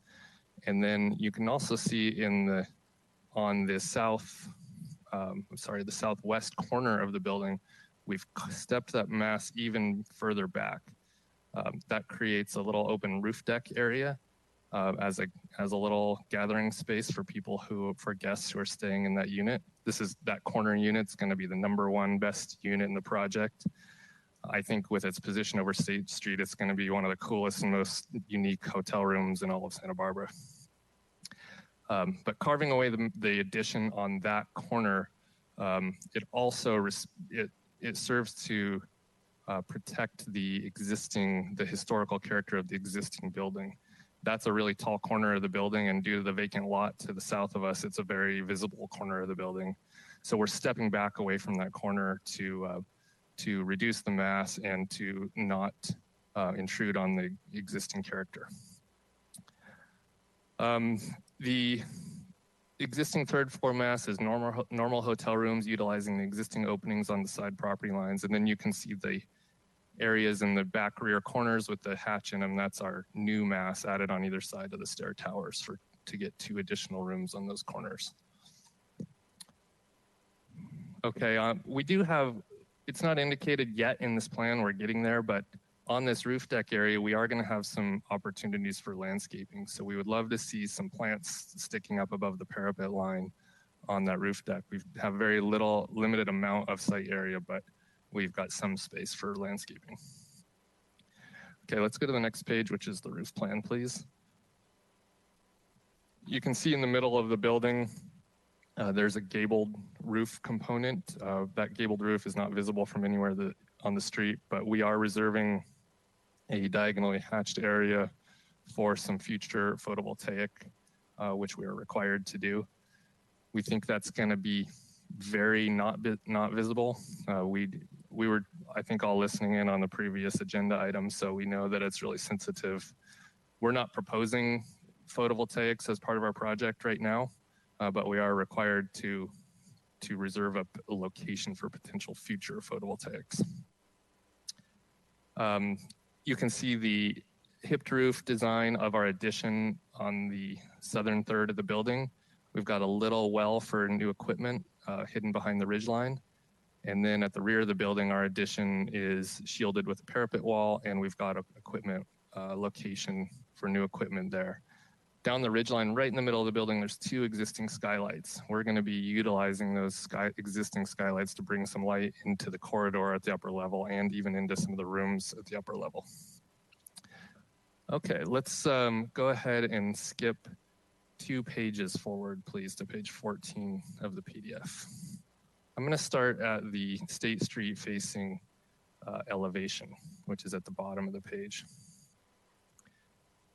So our building's in the middle. You've got the immediately upstate next to us with the red canopy. You've got the little rug store, and then you've got this other very nice Spanish building, which is where Sammy's Camera was. And now I understand there's a fun hospitality concept in early phases happening there. And immediately to the south of us, you've got the open lot where Institution Ale has proposed their outdoor beer garden concept. This is my interpretation of their site plan. I'm not sure if this is exactly representing what they proposed, but it's something in line with this. Our building, I'll start from the ground floor. In the center, you've got the historic entry point for the hotel, flanked by the 2 storefronts left and right. The bar would be on the left, and the other opportunity for a storefront, which might be a coffee shop or retail, is on the right. The only difference with the existing facade of the building from what you see here versus what you see there today is that today there's canopies on those 2 big storefronts, which cover that divided light glass at the top of those storefronts. We're proposing to remove those canopies, both because we want to get more light into the building. We like seeing the character, and that's more consistent with the historical drawings. Those historical drawings and photos that we saw did not have canopies over those openings. At the top of the building, you can see our 3rd-story addition. We want to differentiate that addition from the original design. We're okay with it not looking like it was part of the original building, but we do want to step it back on all sides so that experientially you can't see it much. From the sidewalk on that side of the street, you won't be able to see it at all because it's too vertical to look up to it. And from across the street, you'll be able to catch glimpses of it. And you can see on the top right corner there, that's the carved out corner where we've got a little more roof deck area. All right, let's go ahead and pan up to the north facing facade of the building, please. That dark shadow line is representing the adjacent building to the north, the rug store. So you see that there's openings on the second floor, second and third story. Those are existing openings, which we need to retain the operation size and location of. This is an unreinforced masonry building, so that's you're seeing the brick and some concrete retrofitting that was added over the years in line with the brick. We don't have much opportunity to change these sides of the building, so we're just going to keep them very raw and very honest, which is how it is today. Those are shared property lines, and it's a very authentic urban response to this kind of development. Our proposed addition, you can see it's stepping back and taking on more rich architectural character. Okay, now let's go back one page, please, to page 13. So let's look at the top drawing, which is the south-facing facade. So that, again, you see that shared property line side of the building, which is the unreinforced masonry and the existing openings. In the foreground, we've intimated the beer garden concept that's been proposed. So again, we're just going to be very authentic and keep that shared property line raw in its existing state. But where we do our addition at the rear of the building, the building face steps back about 3 feet. This is an addition, so we're trying to be honest that it's an addition, and we're not trying to make it look like it's an extension or a part of the old original building. So we've proposed to take up the similar architectural character to the State Street as the State Street facade, and be inspired by those same types of openings and architectural details. We do have a rear entrance, which is appearing in this drawing at the far right side of the building, which is where, if you're a guest, you've already checked in, you're coming in from the rear parking lot, you'd probably come in that back door. You can see up near State Street on that bare brick wall, we've proposed some urban art. You might recognize that's a very famous piece of urban artwork, but we would love to have a rotating program by local artists and provide a really great piece of art to decorate that facade, which would be a great thing for the community to have. We have an existing historical photo. I'm not sure if you're able to put that on the screen, but we could find very few historical photos of this building, but one we found is during one of the parade events, and it's got a huge mural painted right about where that red heart is. It looks like it's probably 20 feet wide at least, and it's an old Coca-Cola advertisement right there. A great photo, and if anyone that's listening has other historical photos of this building, we would love to see them and see if there's any other aspects of the original building that we can incorporate into our project. You can get Coca-Cola to be a sponsor. I don't know. Help pay. I wish that was still there, and it was like an old faded Coca-Cola sign that looked like a relic of a bygone era. Yeah. Let's pan down to the drawing or the elevation that faces the parking lot, please. So this is the rear side of the building. Right now, this is a pretty unattractive face of the building.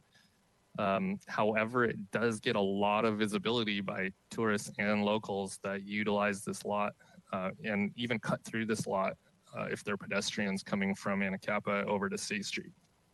So you can see at the left, Institution has rehabilitated that building and done a great job at activating that side that faces the parking lot. The Institution's beer garden is going to have some bike parking right in the center of this drawing. And we want to have a little bit of glazing and a little bit of activation to make a much more attractive entry point into the State Street corridor. And with the three of these elements put together, it's starting to get a critical mass of design elements that really make this feel like a leftover, forgotten, crappy parking lot side and actually a very nice architectural facing side of State Street. Our building has, at the far right, we've proposed an open graded area for trash to come in and out.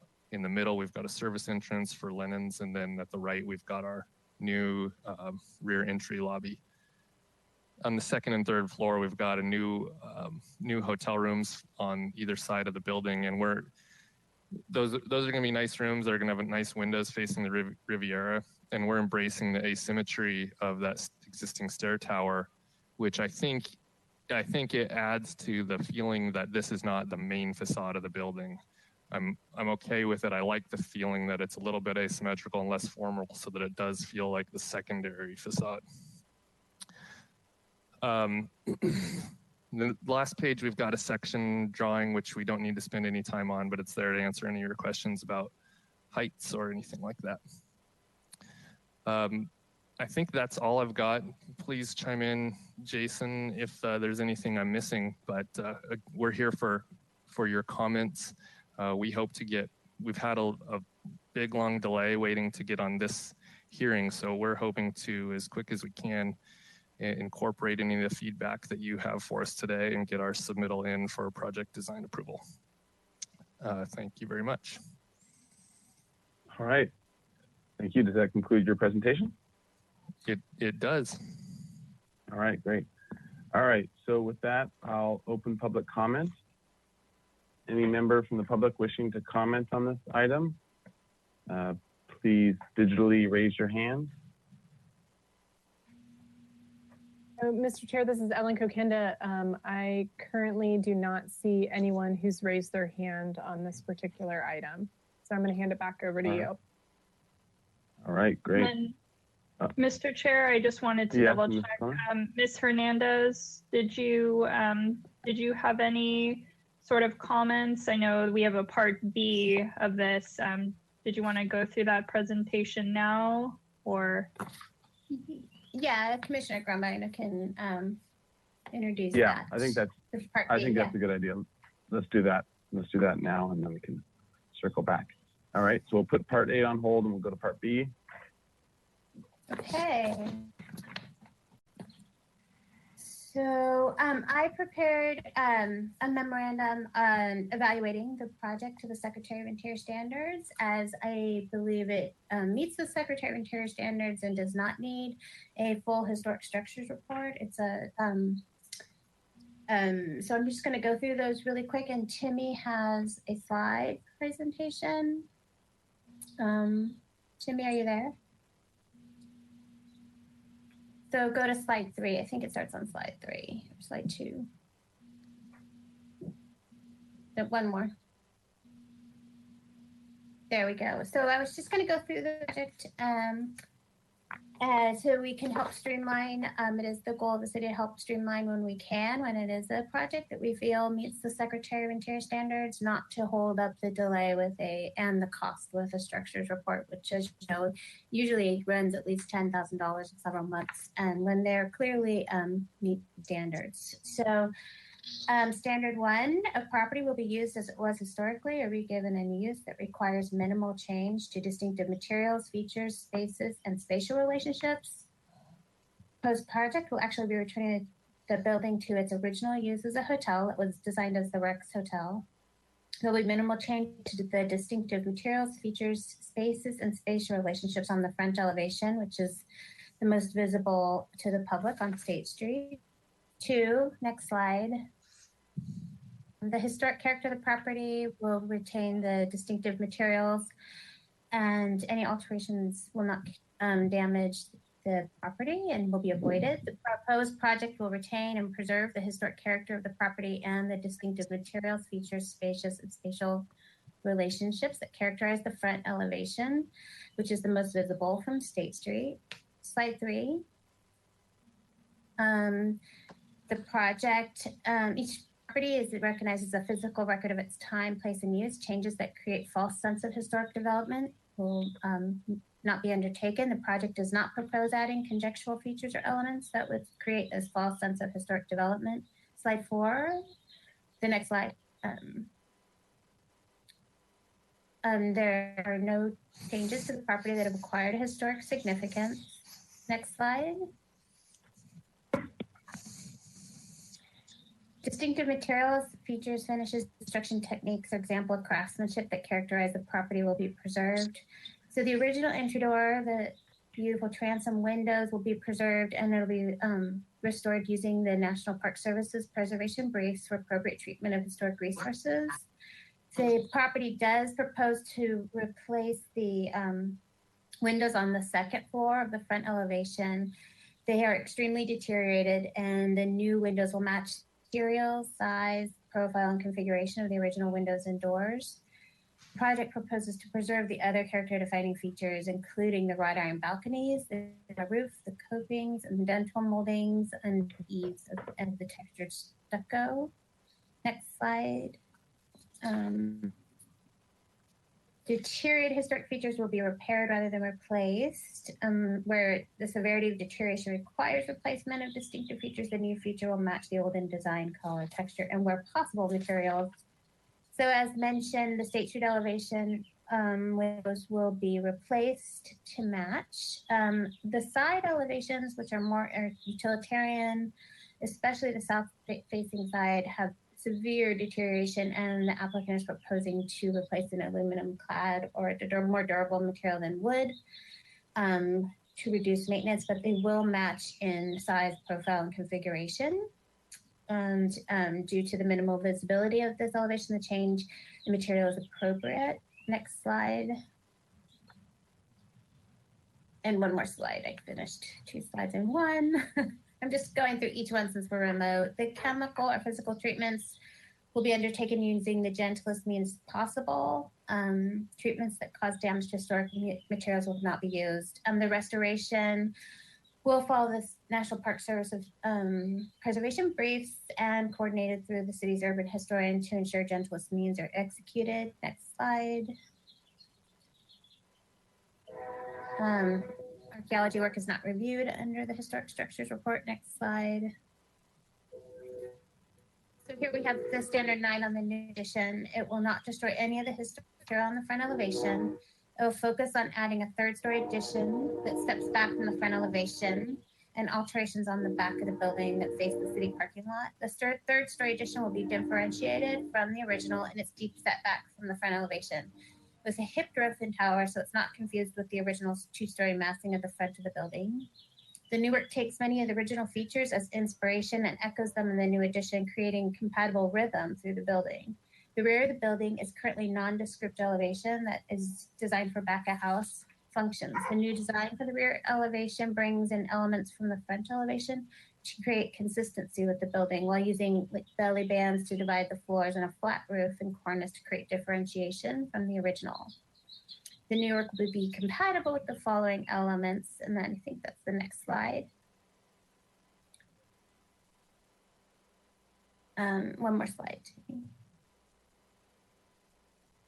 So in materials, I was going to use the smooth stucco walls, terracotta roof tiles that are compatible with the Mediterranean style building. Next slide. And features, the round arched openings on the 3rd floor set back from the original facade echo the openings of the original doors on the 2nd floor, carrying the rhythm into the addition. The process proposes to carry the scalloped corners around the original storefront windows into the openings on the 3rd floor and alterations facing the rear elevation. Next slide. The scale of the addition, which extends the 3rd floor forward, is slightly shorter in height than the original 3rd floor. With the highest portion being the tower, the project sets the addition extension back from the original elevation, so the character-defining features of State Street elevation remain distinct, and the addition does not overwhelm the original elements of the facade. The new openings, hip roof, and tower features are in proportion to the original building and relate to the original. Next slide. I think there's 2 more. The massing, the extended 3rd floor is compatible with the original building and does not overwhelm the original structure nor compete with the original structure. So the original elevation is the dominant feature on State Street. And finally, I think, in addition, if it were moved, the essential form of the original building would remain. And my conclusion, I think we have a conclusion. One more slide. The project meets all the Secretary of Interior standards. Says it'll have a less than 6 a class 3 impact on the historic resource. So if you concur with that, we do not need to Minister's report. And if the price changes, we can always reevaluate. Thank you. Gotcha. So as a point of clarification on this, so because there's part A and B, so for if we concur with this, with your conclusion and with this, then we would make a motion to accept this. And even though this is before it's actually declared a structure of merit or anything else, just because as long as it's meeting this is basically where it would go. Okay. Yeah, it would just give them the exemption from further CEQA review. Gotcha. Okay, so then that would be as a separate item, right? A separate motion. You accept them. You would make a motion to accept the memorandum. Yeah.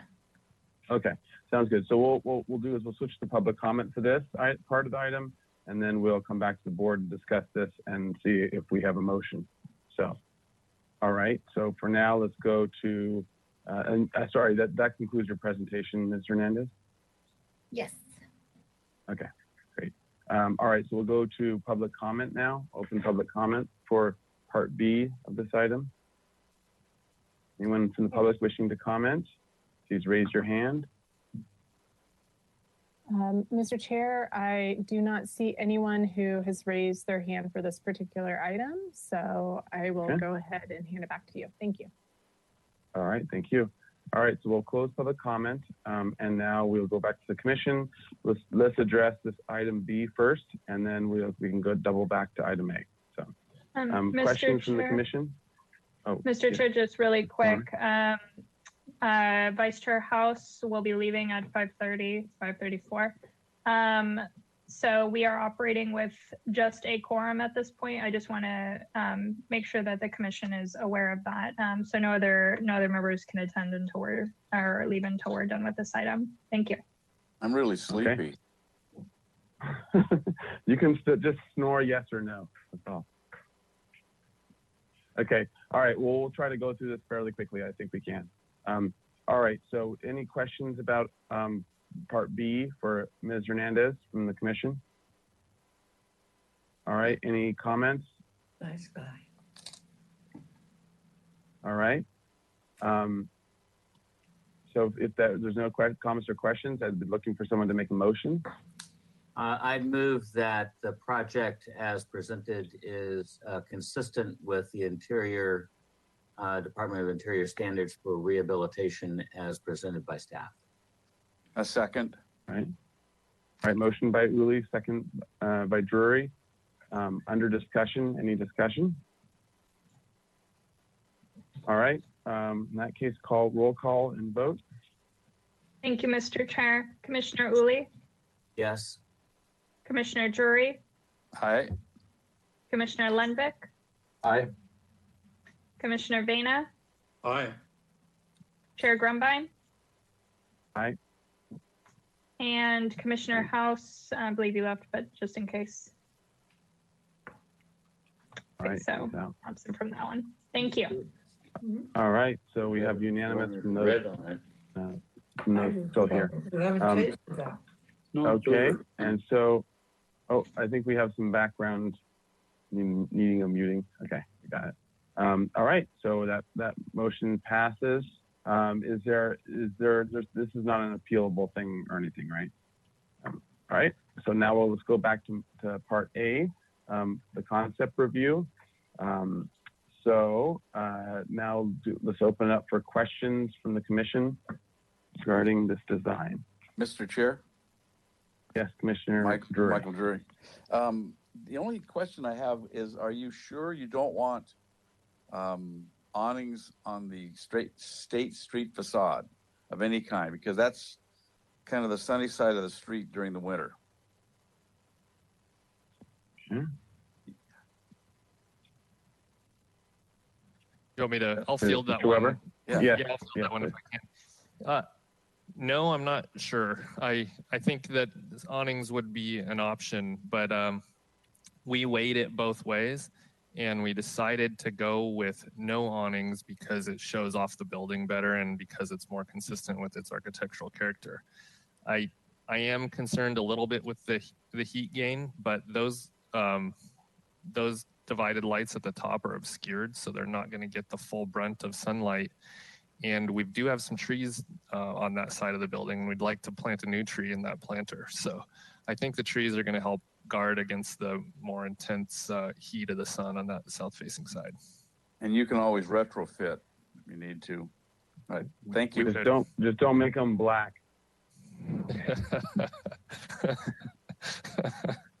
I think there's a brown-black color that we like. All right. Okay. Other questions? I have a question. Several questions, Mr. Chair.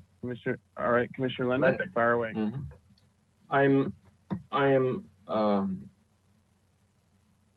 concerned or interested in the fact that you're relying on the fact that you don't need windows in some of your rooms, and that you are able to have windows on the property line. You've indicated that the historic building code will allow you to do that. I question that and hope that you have researched that fully as you propose this project design. You know, I do know that you have to have, if you have windows, there have to be a certain size to exit out, at least in residential construction. And you do have to be able to have the ability for people to get out of. I assume you have to be able to get out of a room, even on the ground floor, by way of a window. So the question, that question is, do you really feel comfortable with what you're proposing? Yeah, those are great questions, and those were some of the that was the biggest number one question we had while the owners were in the due diligence period is, can we retain those windows, and do we need windows in new rooms? So we researched that extensively, and we met with the building official at the city, and we did our code research, and we made sure that we understood all the issues around what it would take to retain those historical openings. That would be a project killer if we couldn't do that. So the historic building code does allow us to utilize the existing size and locations of those windows on the shared property lines. And to my surprise as well, probably as yours, is the building code doesn't require that we have an egress window in a hotel room, unlike multifamily housing. So there is a lot of new and very interesting stuff happening in the hospitality world, including all different types of hotel rooms that are non-traditional.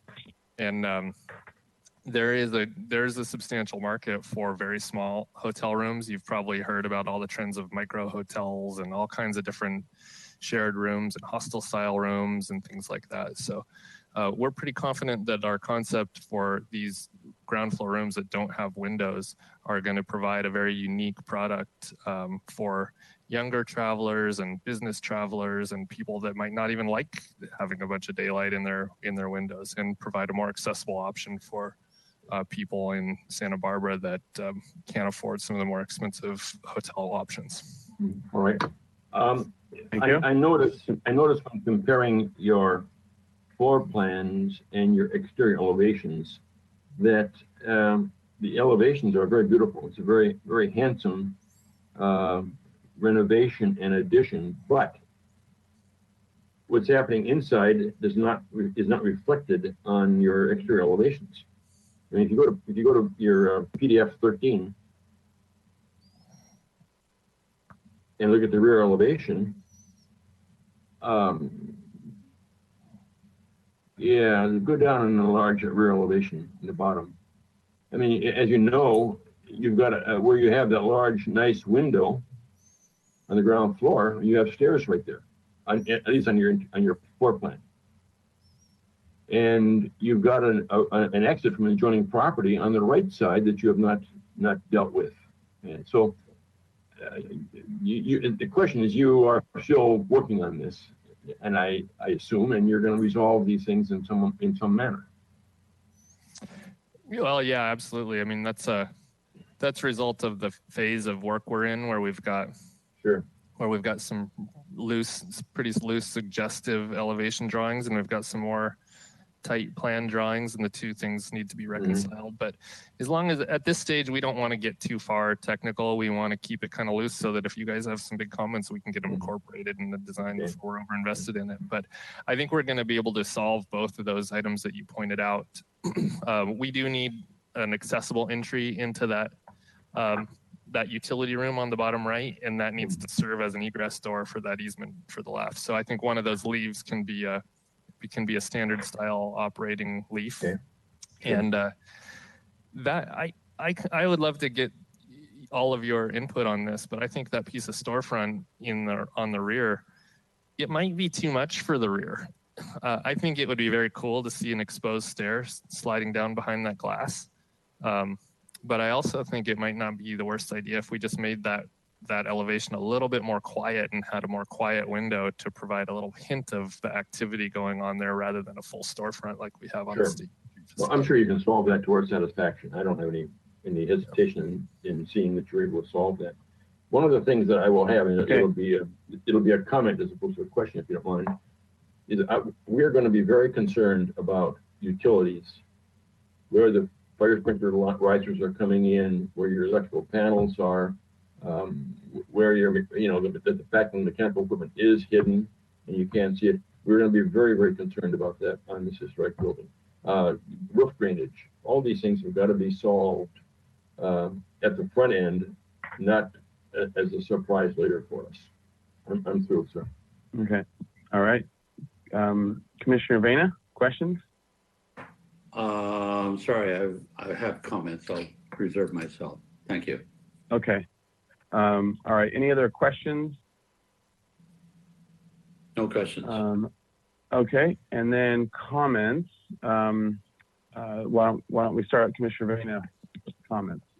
And then, Mr. Chair, actually, just before Commissioner Vena moves into the comments phase, since the applicant has indicated that they do want to kind of get through the process fairly quickly, I would ask the commissioners to carefully review their comments so that we can see if this needs to come back for an additional concept review, or if you feel it is ready for project design approval so that they can go through the application completeness review process with the understanding that they will be coming back at project design approval with much more detailed plans.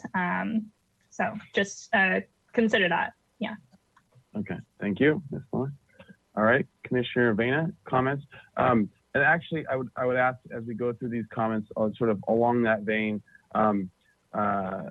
if we can make comments as to what we're finding that is, and I think that right now they're especially looking for the big moves that they're making, the big additions, the big pieces that they're adding on, and the way in which they're adding them on in general, making sure that we give our opinion on that as a sort of first and foremost, and then as well on the additional pieces that still need to be resolved or that we have suggestions for. So please just try to make sure that you're also commenting on the big picture moves, because they're big picture move of adding a third story on the front side of things and the large 3-story on the back side, and the way in which they're resolving things. So on the massing level especially. So I think that that's going to be the most critical. All right, Commissioner Vena. Commissioner Vena, I think you don't have your audio on. Repeat what you said. I'm usually not long-winded. I'll leave that up to the architects. However, I do have some other comments, and that is in the front. I think that going along with what they're saying and the removal of some of the trees, we might be able to put in some California sycamores, which are used up and down the blocks now, and it would soften and add to the beauty of the building, at the same time giving you some respite from the western sun that would be hitting that side. So all in all, I like what you're doing and the direction that you're taking. Thank you. Thank you. Thank you. Thank you. Mr. Chair? All right. Commissioner Drury? Yes, I'm in agreement with Commissioner Vena. I like the direction this is going.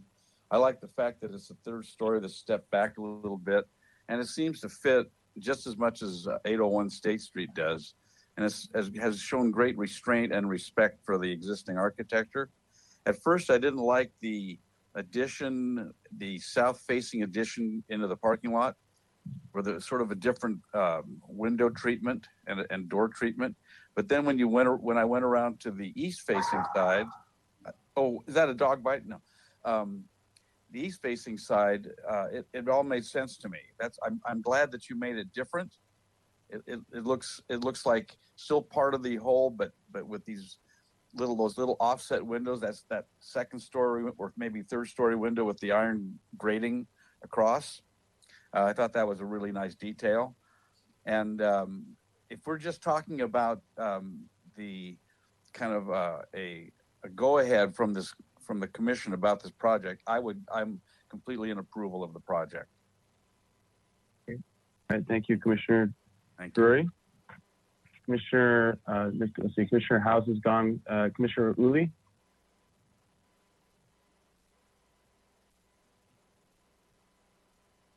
I've been listening. Comment?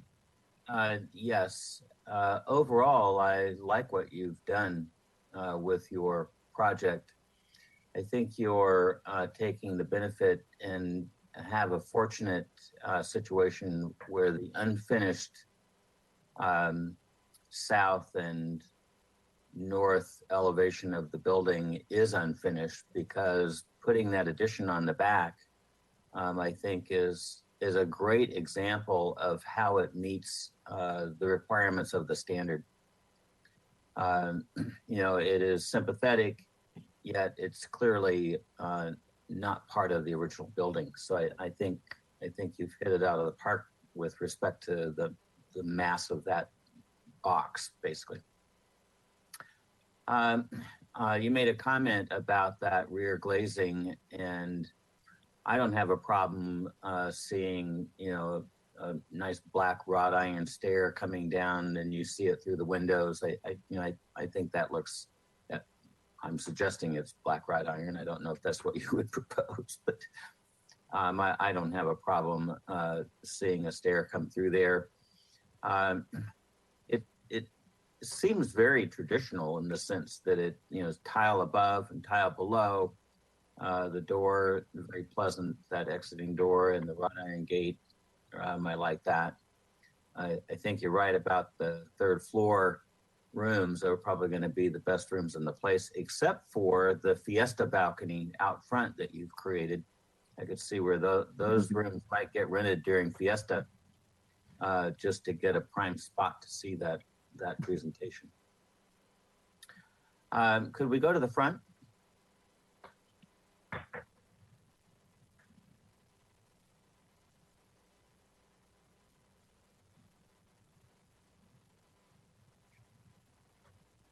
And then, and then zoom in.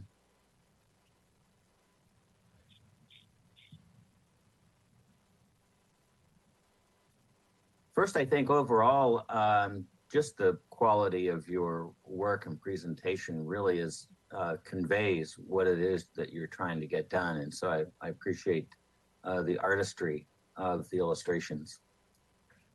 That second floor, our third floor addition, pardon me, I think is very sensitive.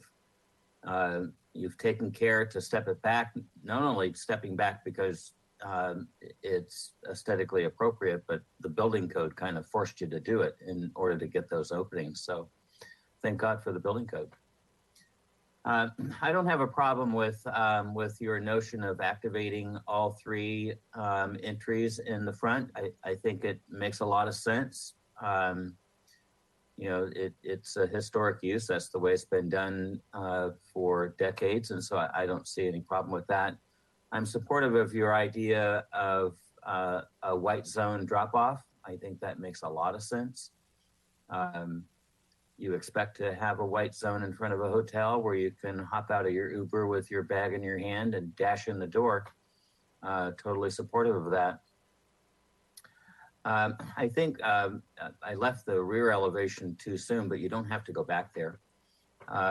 When you're maturing these, I think you need to show that elevator tower from the rear as well, if it's visible.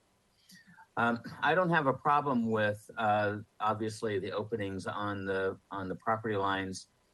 The building code, historic building code, can be implemented regardless if it is a structure that is designated at any level. The health and safety code only requires that the building be 50 years old in order to enable the historic building code. So take advantage of that code as best you can. Otherwise, I think overall, I'm supportive of this project, and not seeing any particular details about rafter tails, leader boxes, etc. I would be comfortable sending you on to project design review. Mr. Chair, I have another comment or question. Yes, Commissioner Lemon. Yes. How do the other members feel about the third floor having a hip roof when the building is not hip roof character as such? Is that a problem for anybody? No. I'm okay with it. I think it helps to just kind of soften it. It might present to be much more if it had just a shed roof on the face of it, and might be challenging to resolve it as it gets around the corner. Yeah, I have a similar feel. I mean, I think it does a good job of kind of minimizing it, and seeing it from far away. You won't even see pieces poking out or things like that. So I think it probably does a good job helping to kind of keep it to a minimum. And yeah, I really like it. And I'll jump into my comments as well at this point. I think this is a fantastic way of adding stories to State Street, and you've done it in a way that's very sensitive to the historic resource, but at the same time, it really adds a lot of character, and it works well with showing off the resource, and at the same time, working with it. And the idea of historic resources is that you need to be able to work with them, and this is a fantastic way of working with it. So I commend you on it. Excellent design so far. I would say if we can go towards the back elevation, and I think it was maybe the south will show it. The south elevation will show it best. Yeah, so maybe zoom in there. Yeah. I think this, can we zoom into yeah, there we go, a little more, and then scroll to the right a little bit, maybe, just to get both renderings of the back elevation, the east and the south on the screen at the same time, if we can. Yeah, a little bit, maybe zoom it a little bit out. And we can get a little more. Oh, I thought the south was right there, but I guess a little more. Yeah, it'll have to be more. Okay, I guess we're back to that. Okay, so I think the south elevation, I really like the concept and how you're adding. I think some of the finessing that still, the area I think needs the finesse the most was the one that's already been indicated because of the stair. But I think one on the east elevation is the stair question. But I think one solution could be just what was already stated, which is do the metal stair. But it depends on how you want it to be perceived from the parking lot side and from as people walk up. I think that could be a fine solution. Elevation-wise, it's handsome, but the top floor to me it still needs the most resolution. And I think visually it's because the windows, they look like they're the height, they go all the way down to that band, which would indicate it's kind of at floor level because the space between the arched windows below that. And so visually it looks like a floor to ceiling treatment of glass, which is a little bit odd for this character of building. And so, but I think there needs to be something resolved because the windows along the south side, which I think is still on the same floor, they're shown a little higher. So something's not quite right yet, but when you work on those elevations more, I think resolving those windows will help it to feel help to give it a character, whether the sill lifts up a little more or whether the top drops down a little bit. Something needs to get resolved, and so it doesn't. That's the one piece that seems to be a little bit awkward right now. But all in all, I mean that's getting to a very minor level. So that's getting to the subtle poetry. So I think, but all in all, the massing and the way you've laid out things, I think it's really well done. So, and so I'll summarize the comments so far. So all in all, I think everyone's been very pleased with the design, especially the massing of it is well worked out and in general acceptable. The one note of caution of things that need to start to be really looked at are the utilities and how they're hidden, because that's going to need to really be incorporated into the design. Your strategy in the front entry with the drop off and the idea of trees on either side, planters on either side was supportive, with a suggestion of looking at California sycamore as an option.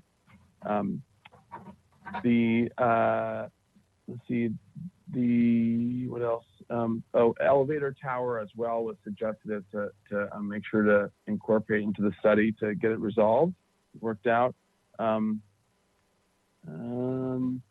then I had the comments on the back, east and south back addition to study the third story openings more.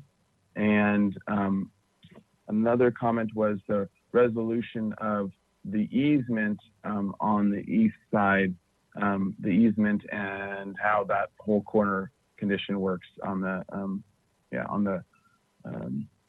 I guess it would be the northeast corner of the building of the new addition. Am I missing any additional comments? And so I think what I was hearing was support for it to continue to be developed. And I guess we could see how the motion would play out, but whether people were comfortable enough with it coming back at the design review level for design approval, and with obviously the appropriate, all the details and all the pieces being worked out. Mr. Chair. Yes, Commissioner Uli. I just noticed on the south proposed elevation and what is the west elevation, the State Street elevation, the roof on the elevator tower is different. One is flat and one has pitch to it. So is there a sense by my fellow commissioners which is preferred? Can we flip to, that's a good point. Can we flip to the,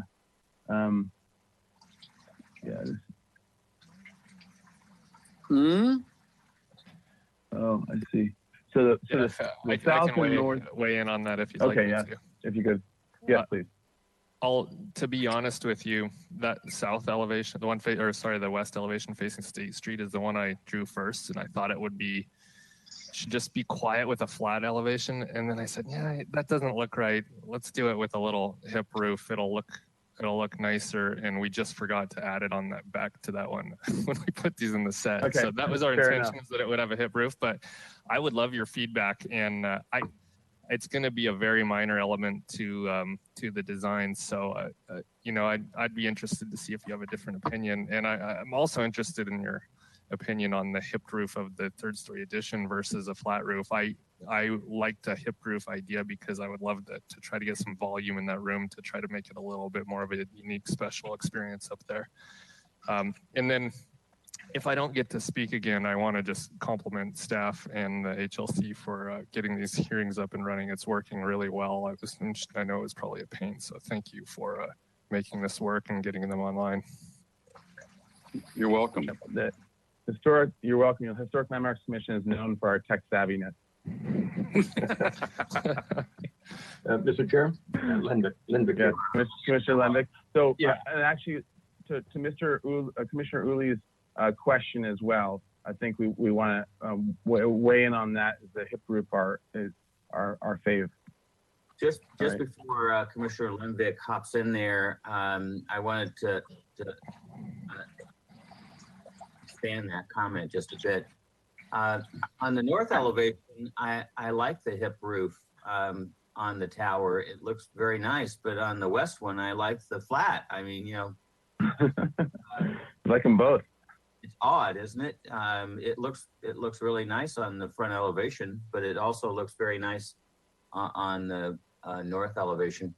With respect to your general comment about the hip roof on the third floor front portion, I think hip roof is the way to go. I think a flat roof would make it more boxy. I'm okay with it on the back, but not on the front. Yeah, I would tend to agree with Mr. Uli on the third floor roof. Regarding the elevator tower, I don't think we're going to see it from any place. And so it doesn't make any difference. I would leave it to the architect to decide what he wants to do. Apologies, Commissioner Lenvick. Just a reminder to anyone, make sure your microphone is off if you are not speaking. So please make sure so that we don't have background noise when another commissioner is talking. Thank you. So the other thing I wanted to point out to the rest of the commissioners is that the roof on the second floor facing State Street is being clipped across the top, reduced in height by this design. If you look at the middle existing elevation, you'll see the height of the roof facing State Street now in that elevation, you'll see what the height of the roof is, and you'll see that it has been clipped down. Again, that doesn't bother me because I don't know that you're going to see that roof being diminished from any place you're walking on State Street, even the other side of the street. So, but just pointed that out that is being clipped off. I agree. I don't think it'll be a really visible thing.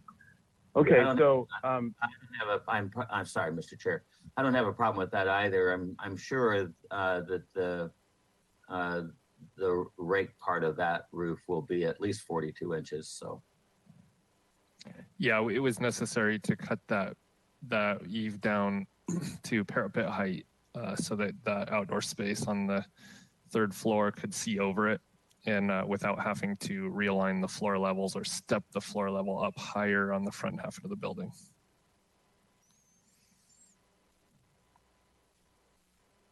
So just to circle back, we should make sure that our urban historian is aware of that and whether or not that changes her opinion about altering the existing elevation, because she characterized that the existing elevation facing State Street was not going to be altered. Yeah, I was paying attention to that. I understand it. It's just the top of the parapet, not underneath the eaves where they have the unique detailing. They have really cool dental molding under there. Is that where it's put? This is Linda. The architect can speak to that. But he's probably taken off, 18 inches off the top all the way across? Only. Yeah, I don't think that's going to impact it. Yeah, I can speak to that. If you look at the sloped portion of red tile roof, there's a sloped portion of red tile roof that goes up to kind of a false ridge at the top, and then it has a little curve or angle that goes back down to the parapet wall. So in order to get that roof down to the level that somebody can stand at the third floor level and see over it, it ends up being about halfway through that red tile roof. So that red tile, the roof area gets about cut in half.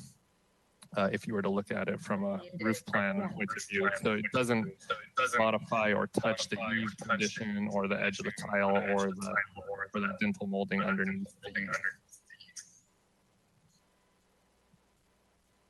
Unmuted.